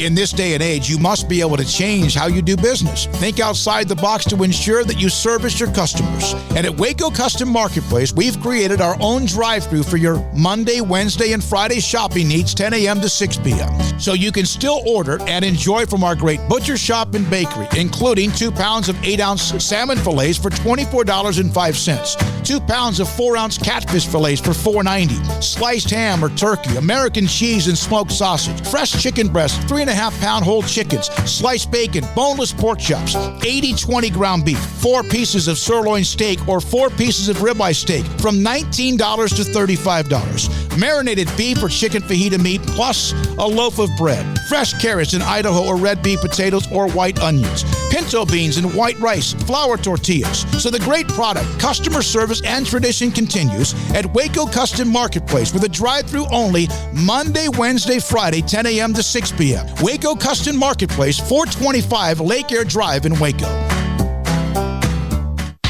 This is Waco, and this is Boozer's Jewelers. When locals want luxurious jewelry and at a competitive price, they come here. This is Brad Boozer. He's the owner of Boozer's Jewelers. Boozer's is the premier wedding ring store. They specialize in loose diamonds and wedding rings. At Boozer's, they have 7 jewelry counters dedicated to wedding rings and diamonds only. They also specialize in heirloom jewelry, custom jewelry, watches, and much, much more. So what are you waiting for?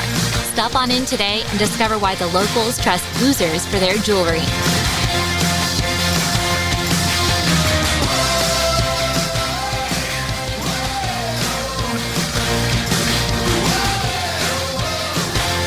Y'all listen up. Let me tell you something about group meals from Rudy's Barbecue. It's got all you need for all the folks you gotta feed, smoked meat, sides, and more.